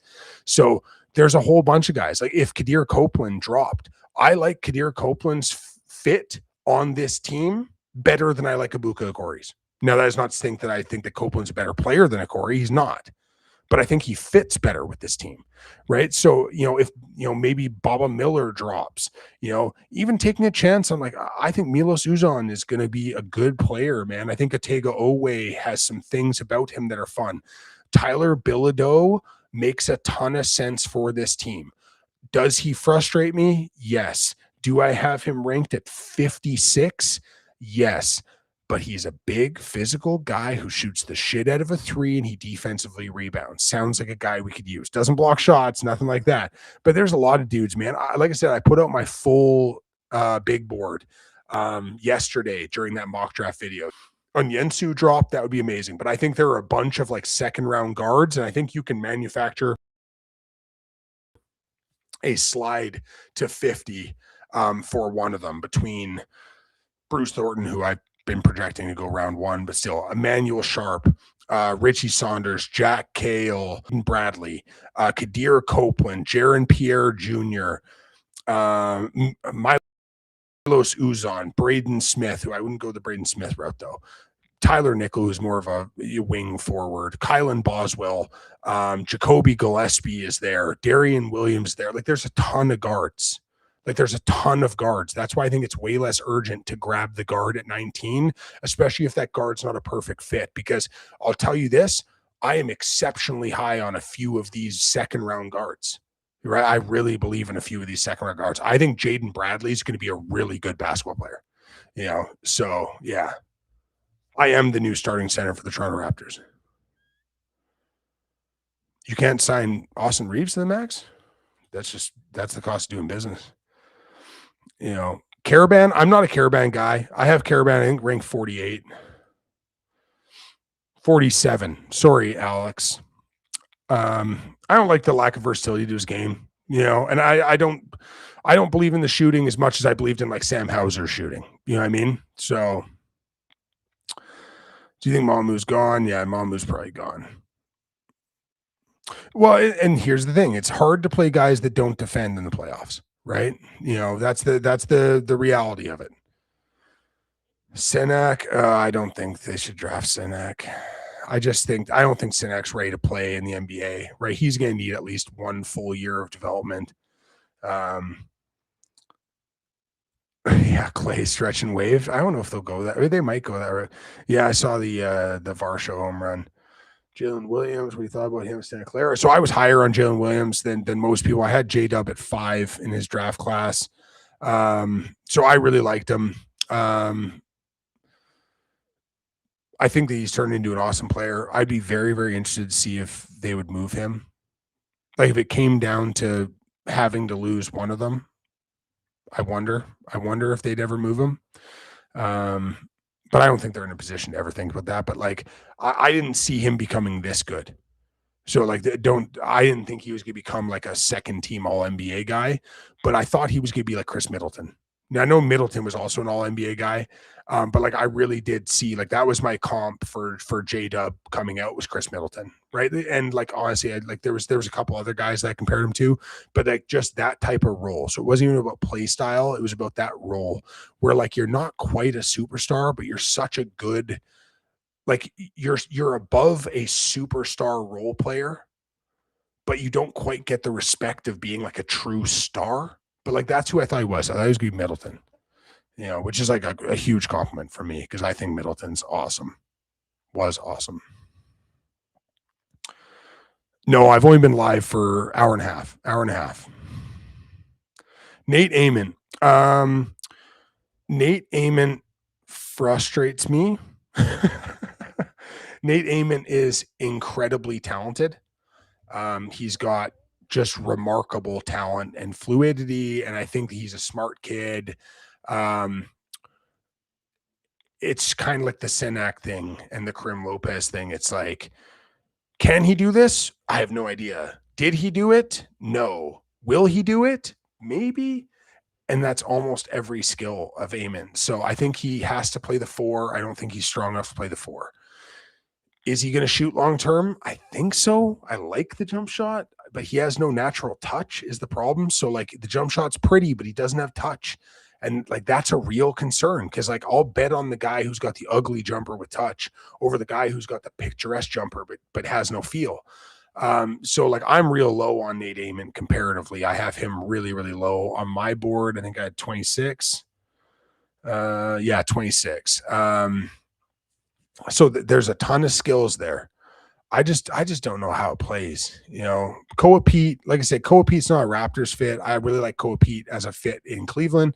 I really like him as a fit in Philadelphia, from a culture standpoint and a skill standpoint because Embiid's so perimeter based now. Malik Thomas is a mid second rounder for me. I think that he can really shoot it. I don't know what else he can do on the basketball court.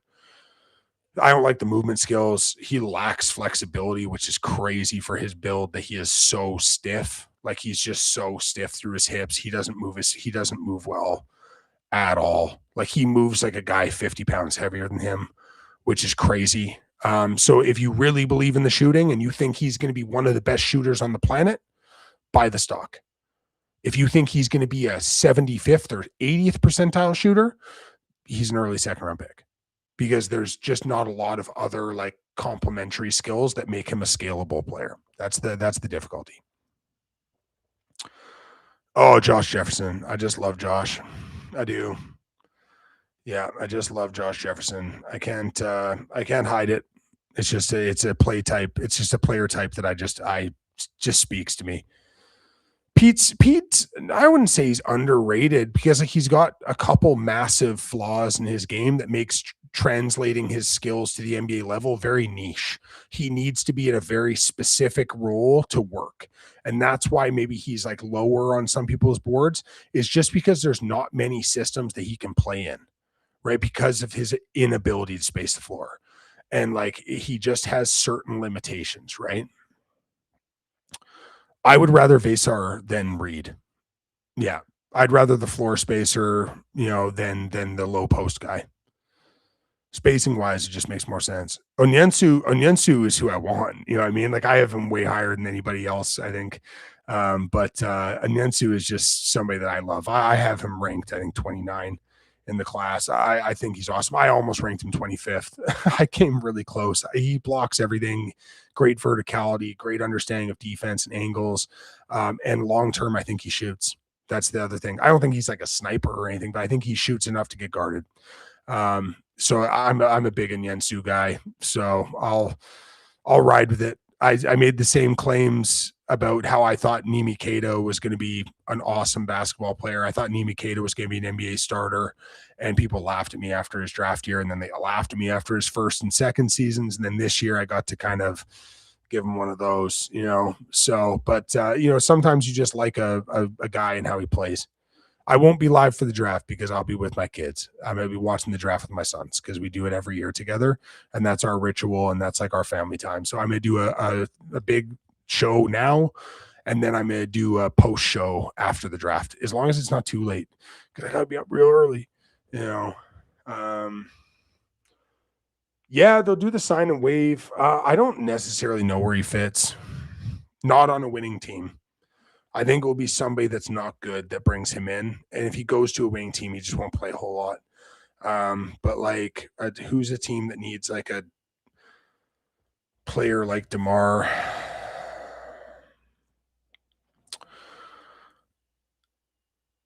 Would San Antonio bring him in and play him as a super small ball 4, kind of like what they did with DeMar with Popovich? Now they have Wemby on that back line. He's a decision maker. He can get into the paint. You'd need a shooting jump from a few other guys. Like, he wouldn't play big minutes. Like, he'd just be there. I don't think Denver makes sense, but like, I don't think there's gonna be a lot of money on the board for him. Like, would the Chicago Bulls do this because they just really need somebody who can score the basketball? I'm not super into it, you know. Yeah, man, Merez is gonna be gone. I'm every day I get more and more certain that Merez Johnson's just never gonna happen for me. How can the Raptors get off Pirtle contract? You have to give up draft capital. Dalen Swain, defensive small forward, compliment Brandon Ingram. Problem is he does the exact same stuff on offense that RJ Barrett does. Right? He needs the ball in his hands on offense to be successful. He's not a great shooter at this point, so you're not just going to like post him in the corner and be like, hey, you're an off-ball shooter. You know, he needs the ball in his hands, right? So there's just not a lot of on-ball reps to go around. And like, as for the defense, I'll say this right now. Last year, his Xavier tape, man, I love the defense. I was so high on his defense last year. The Texas defensive tape, it was dog shit. His defensive tape in Texas was dog shit. It was terrible. He was a terrible defender this year. He was disruptive. Like, he'd get a steal or a block and shit once in a while, but like, it was blown bys all the time. His off-ball awareness was terrible. And I know he had massive offensive usage, and that's a big part of it. So if you really believe in the Xavier tape on defense, okay, I can get it. If the Texas tape is who he is as a defender, that's scary. That's scary, because if he doesn't defend and he needs the ball in his hands and he's a non-shooter, he's not a non-shooter, but like, if the shooting never gets further than what it is now, like, he's going to be like a 33, 34% three-point shooting guy. What's that player? Like, that's a 7th, 8th man on a mediocre team. You know, I mean, his high-end ceiling is like really good player. You know, potential from him necessarily. Like, everybody obviously has that star ceiling if you hit your 100th percentile, but like, as a most likely outcome, like, I see him just being like a really good role player if he maximizes his stuff. But yeah, like, there's stuff there. I really like him. I just don't love him for the Raptors because there's just so many on ball players. What are some player comps for the main guys?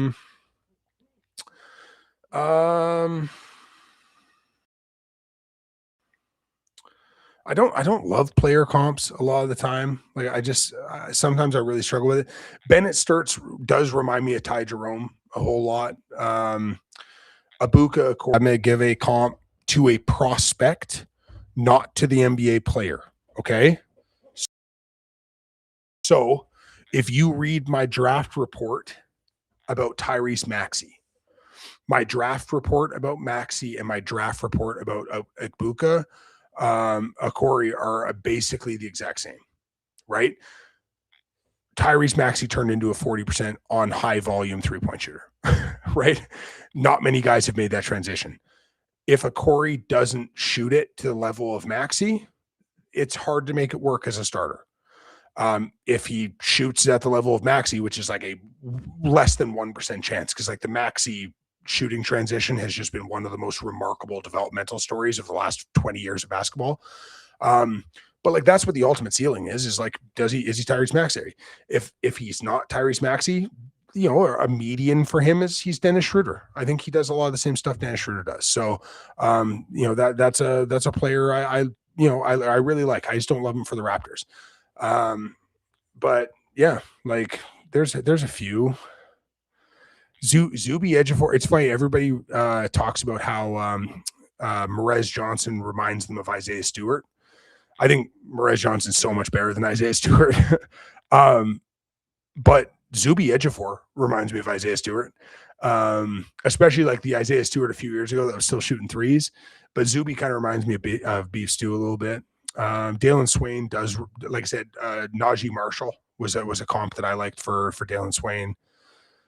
I'm trying to think if there's anybody else that I have like a real firm comp on. Keaton Wagler, like I said, the super high end upside was Devin Booker. He reminds me of Kevin Martin. Like Kevin Martin's kind of the ideal like 80th percentile comp for him, like just like a bucket getter. I don't know. There's a lot of fun ones though. Like Milos Uzon, if you squint, you can see Andrew Nembhard. You have to squint. If you squint with Bruce Thornton, you can see Kyle Lowry. Those are two that I do kind of like as comps. But yeah, there's lots, man. I don't know. I have a whole list of comps. I'm just not the biggest fan of comps. Terrace Reed, there are moments where he does remind me of Isaiah Hartenstein, because the passing's really good and he's big and he's physical, but he's not like the most vertical guy in the world. So there's lots of those. Yeah, there's lots of those types of ones. Nate Amon, like there are moments he reminds me of Keith Van Horn. There are moments where he reminds me of far worse players than Keith Van Horn. So yeah, like again, I'm not the biggest comps guy, but that's some of them. Yeah, I saw the Sorsby stuff. We can talk about that another live though. This time I'm just doing NBA draft stuff today.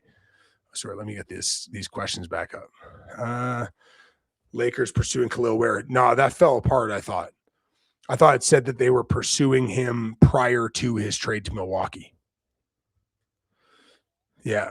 I'm a Raptors fan, but I grew up before the Raptors were a team. I grew up a Denver Nuggets fan who also kind of like the Portland Trailblazers. I really like the Portland Trailblazers. Like the Portland when I was little, Portland Trailblazers probably my favorite team, but it's Portland and Denver. Like it kind of went back and forth when I was a little kid. Yeah. My favorite player of all times, my favorite basketball player ever played for the Portland Trailblazers. So I was a Blazers guy early.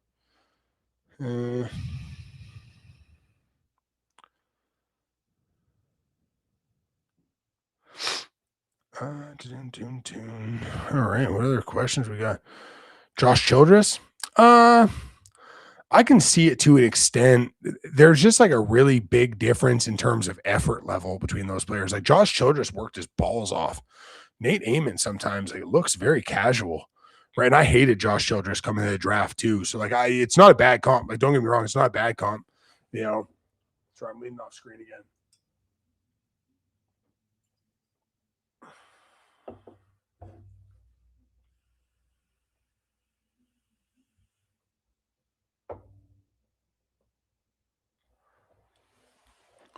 Need a little break there. Hold on.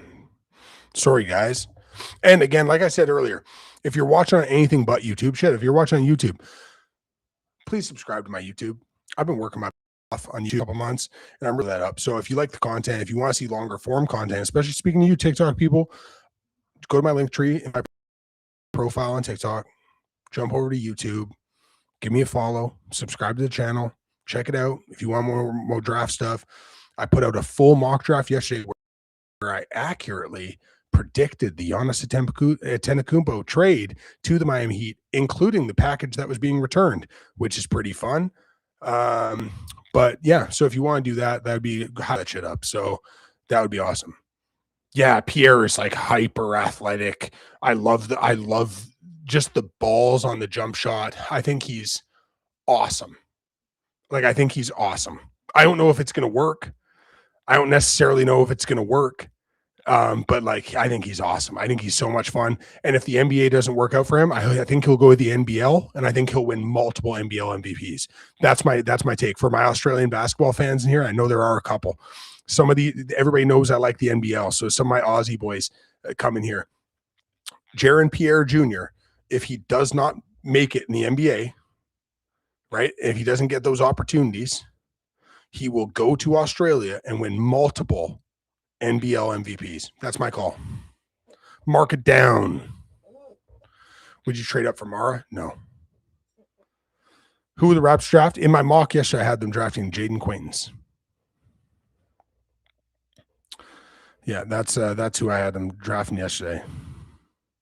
Channing Frye, he moves so much better than Channing Frye, though. Like Ament just moves so much better. He's already a better rebounder, But yeah, Carl Murray's gonna go nuts. He's gonna be this year. Carl Murray will be second team All NBA if the Raptors do the right thing and play him 28 to 32 minutes a night. Karim Lopez, Merez Johnson. Who goes higher? Merez Johnson. Merez Johnson's in a different class than those two players. I have those two players ranked 15 places lower than Merez Johnson. I'm so massively high on Merez Johnson. I think he's awesome.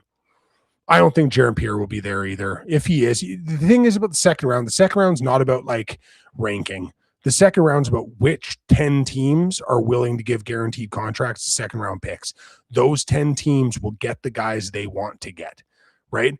If you're a team that's drafting at 48 and you're willing to give one of the better players a guaranteed contract, you can manufacture a slide, right? Because if the teams at 41 and 42 and 43 are only willing to give two ways, those agents will slide their player down the board and get them to the guaranteed contract. We've seen it a million times, right? So the second round of the NBA draft isn't about which players are the best players. It's about which teams have the guaranteed contracts to hand out versus the two ways. And that's what makes the second round of the NBA draft like very, very interesting. The round 2 of the NBA draft is more like the major league draft than it is the NBA draft round 1, if that makes sense.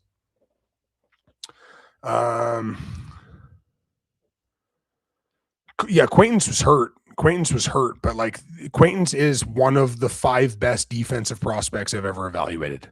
And he's so unbelievably young. It's just the red flag about injury, and like we'll see what that ends up being.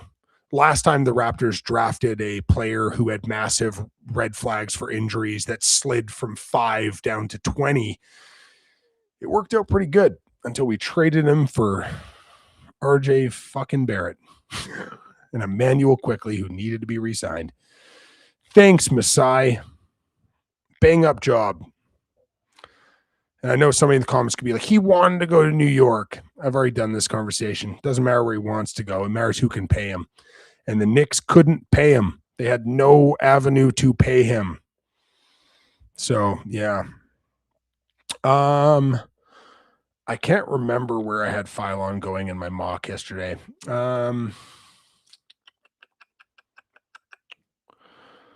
I believe I had him going.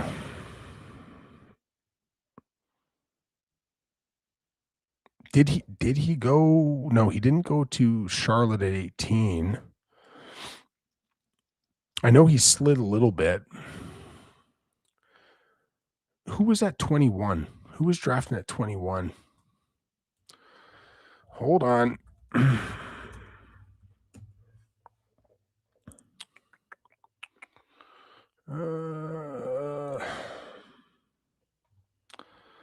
Who was 21, the Detroit Pistons. That's where I had him going. I had a feeling it was 21. Do you think propose a deal of Brandon Ingram for Jaylen Brown? Boston would never do it. Yeah, Boston would never do it, unfortunately. Who's your favorite guard for the Raptors to draft in our range? Amongst the guys that are like in that range, Christian Anderson by far, just because the shooting is so overwhelmingly dynamic. If I had to rank the players, I would say Christian Anderson 1, De La Rhea 2, Phylon 3, Okori 4, Sturts 5. But like those last 4 are in a very tight tier. Like I could change those 4 players' spots every 20 minutes, right? Odds the Raptors trade the pick? Fuck, I hope not, unless they're moving up or trading back for multiples. But yeah, we'll see. The Heat's bench? Well, they've still got Pelle Larsson, like their bench right now. So here's the thing people need to understand. They've now become the premier destination for vet minimums. People are just going to want to sign with them. Pardon me. So yeah, right now their bench isn't great, but like they're gonna have Bruce Brown come and sign for them, and fucking Jock Lawndale is going to come sign to them, and like every vet that thinks that they can get the bump off being on a championship team, that's gonna make 5 or 6 million, will take a million less and go there on the vet minimum, right? So their bench is bad for right now, but they're just going to get guys that shouldn't necessarily be vet minimum guys that are going to be willing to take that because they know that it's going to potentially get them paid in the future. So that's the kind of differentiator there. One, yeah, Bobby Portis is still there, and like, yeah. Yeah, I believe Comrie Boyles will shoot. I don't think he's ever going to be like a sniper, but I think he's going to shoot enough. Like last year, before the thumb injury, he was 39.5% on threes on very small volume. I think Hardaway, this is the problem with playing with Jokic, or not for him. It's a good thing for him, but like Hardaway played great this year. I don't think he's a vet minimum player this year. I think somebody's going to throw, somewhere between 8 and 10 million at him per year on like a 1 or 2, probably a 2-year deal. And I think that's probably the way it ends up going.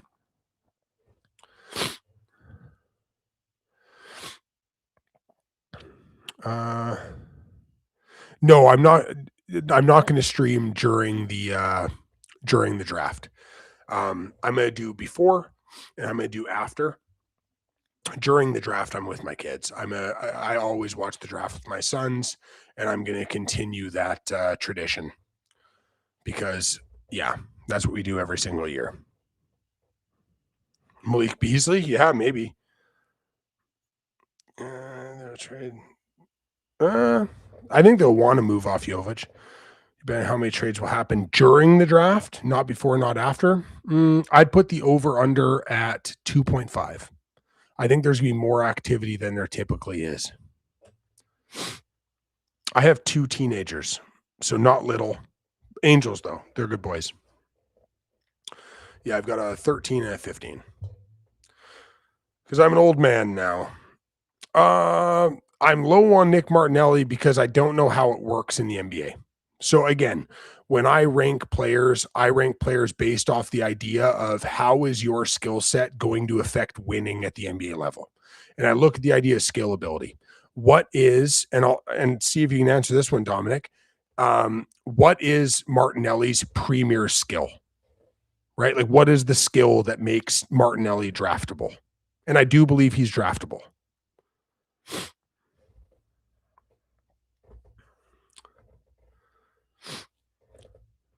Because when I watch his game, it's his ability to get downhill and get to the rim. That means the ball has to be in his hands. Not a great defender.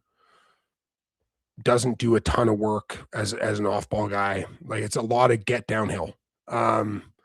It's hard to scale that role because, like, if you get drafted to the Toronto Raptors, so what? You're going to put the ball in Nick Martinelli's hands instead of Scotty Barnes and Comrie Boyles and Brandon Ingram and RJ Barrett and Emmanuel Quickley and, everybody else. Right. So, I just don't think he's good enough at his best skill to affect winning with it. So his entire game needs to be scaled down. And that's tough. Best fit for Bruce Thornton, not named Minnesota, Denver. I think Bruce Thornton in Denver would be friggin' perfect. Yeah, I really like Bruce Thornton though. And you know what's funny, dude? I didn't like Bruce Thornton last year. I didn't see it. I didn't get it. People were like, "Oh, he'll be drafted the second round." And I'm like, "Nope."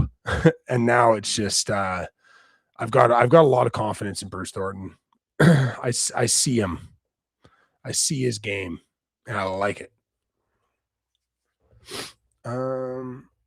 Wait, who's being sold high? I don't know if you can sell high on Portis. If you're going to trade Portis, you're going to get 2 seconds for him. His contract value isn't great. There are limitations in his game, and right now I think he fits Miami better than he fits other places. Jovic and him don't do the same thing, right? Like, so both flawed players, but yeah, I don't think there's a lot to sell high on with him necessarily. Oh, big hit by Okamoto. Huge. Nice. Well, and like the Denver thing, man, for me, I look at it and I go, Bruce Brown, maybe they'll be able to bring back that minimum. Jalen Pickett's not the answer. Obviously, Jamal Murray is there. Obviously, the Christian Brown's there for now. Like one of Brown or Cam Johnson, I imagine is going to be moved.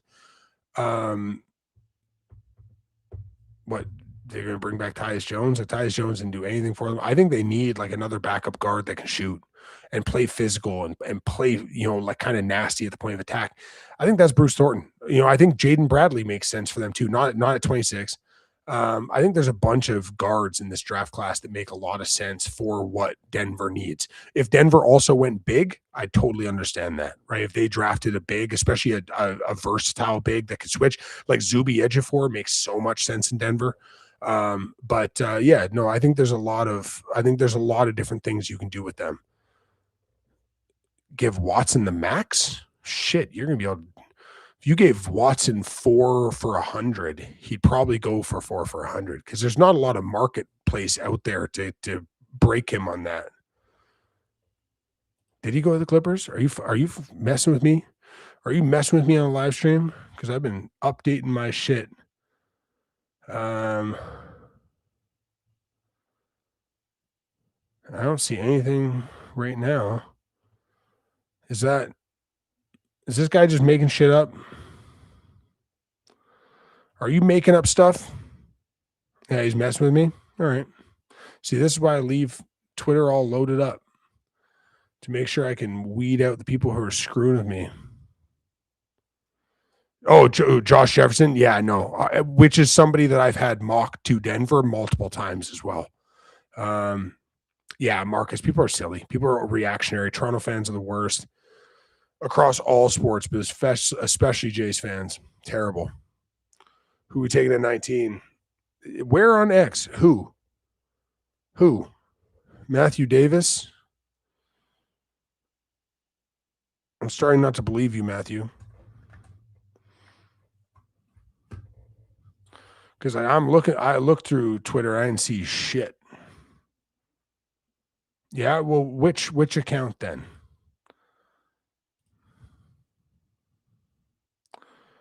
Because I don't see it, and I don't like being messed with. And when people say fake shit, they get blocked.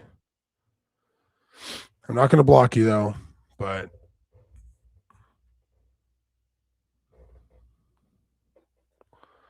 who's David Miller?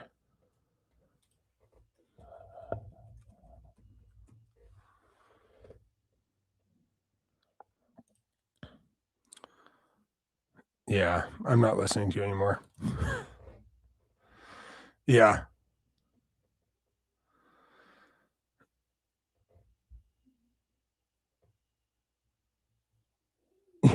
According to my guesses, according to my friend me. Yeah, but that's cool though. But yeah, do we have any more questions? Anything else? Did we work through the entire draft already? Did we get everything done? So again, like I said before, if you don't subscribe to me on YouTube, please go subscribe to me on YouTube. I'm really trying to get to 1,000 subscribers over there. I would be very, very excited. I made a joke about David Putney yesterday. So like, especially for the TikTok people, like I said, if you want to jump over to my link tree in my bio, jump over to YouTube, give me a quick subscription. That would be dope. That would be absolutely lovely, and I'd appreciate the support. And if you want more long-form content, all that kind of stuff, there's tons over there. I think I've got 15 or 16 prospect profiles, full detailed using Draft Baller and other stuff. I've got multiple mock drafts, a mock draft and a big board, a full 2-round mock draft yesterday as well that I posted. There's a whole bunch of long content over there. So if you want to do that and go check me out on YouTube, I would appreciate it. I'd appreciate the support. I love that you're supporting me on TikTok. And we will be doing a live broadcast after the draft as well. So after round 1 of the draft, I'm going to get on. We can talk draft grades. We can break down players, talk about how these guys are going to fit into the rosters that they've been drafted by, who slid, who rose, who didn't get picked, who slid to the second round, all that good stuff. Oh, thanks, man. Appreciate it. Colin Murray Boyle's representing. If Colin Murray Boyle's here and he wants to hang out, he wants to come on the stream, you let me know. But yeah, so afterwards we'll be doing, did you post a mock somewhere in written form? No, my big board is on Instagram though, and it's an image. But yeah, no, nothing in written form. I wonder if you could look up subtitles. I wonder if you can get the transcription of the YouTube video. Like if you click on the video and ask it to be transcribed, if it would be transcribed. I'm not sure. Yeah, cam card dropping would be dope. I haven't caught prospects this year. Tell me who the Raptors should take. It depends on who falls, right? It all depends on who falls. But like yesterday, like I said, I had the mock to Jaden Queens yesterday, which I understand the red flags. I understand people are scared, blah, blah, blah. Defensive potential. It's just unbelievable. So, but yeah, I will be live after the draft for not that long. I got to be up early. My kid's going to school tomorrow. It's his last real day. Not even real. His school is going to Wonderland. So, so I do need to be up early. So I don't want to do too late, but I will pop on for, maybe 45 minutes to an hour and we can have a discussion and whatnot. Draft is tonight, 8:00. So unless you have more questions, please jump over to YouTube, TikTok people, jump over to YouTube, give me a subscription over on YouTube, interact. If there's additional things you would like me to talk about, put it in the comment section or put it in the comment section of the video here. But I would love the support on YouTube. I'm really, really, really trying to build the YouTube stuff. And then I'll do the same thing afterwards where I'll do a between TikTok, Instagram, and YouTube, do a live broadcast after the draft, and we'll talk about everything else that we need to go through. But yeah, the whole rundown. I thought I was gonna be on here longer, but like I don't mind jumping off and having time to, maybe order my kids some food or something. Draft starts. This is Christmas Day for basketball fans. This is the best day of the year, guys. NBA draft time. Please, I have Peterson number 1 on my board. He won't be drafted number 1, but I do have him number 1 on my board. They've been going back and forth all year. But I thank you again. I made a video earlier talking about it. I've been pursuing a weird little dream of trying to do draft-based content and scouting-based content now, and some opportunities are popping up, which are really, really fun.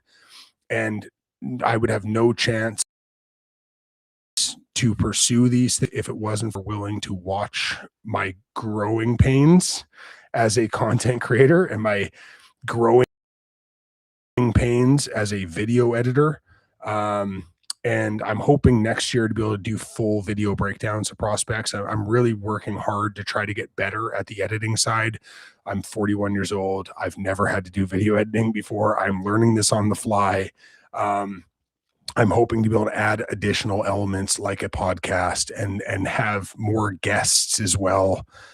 So like I said, I appreciate everybody's support and supporting me in what's been like a really, really cool kind of pursuit for me. So I'll see you guys after the draft. Everybody enjoy it. Don't be mad. And yeah, we'll go from there. All right. Have a good day.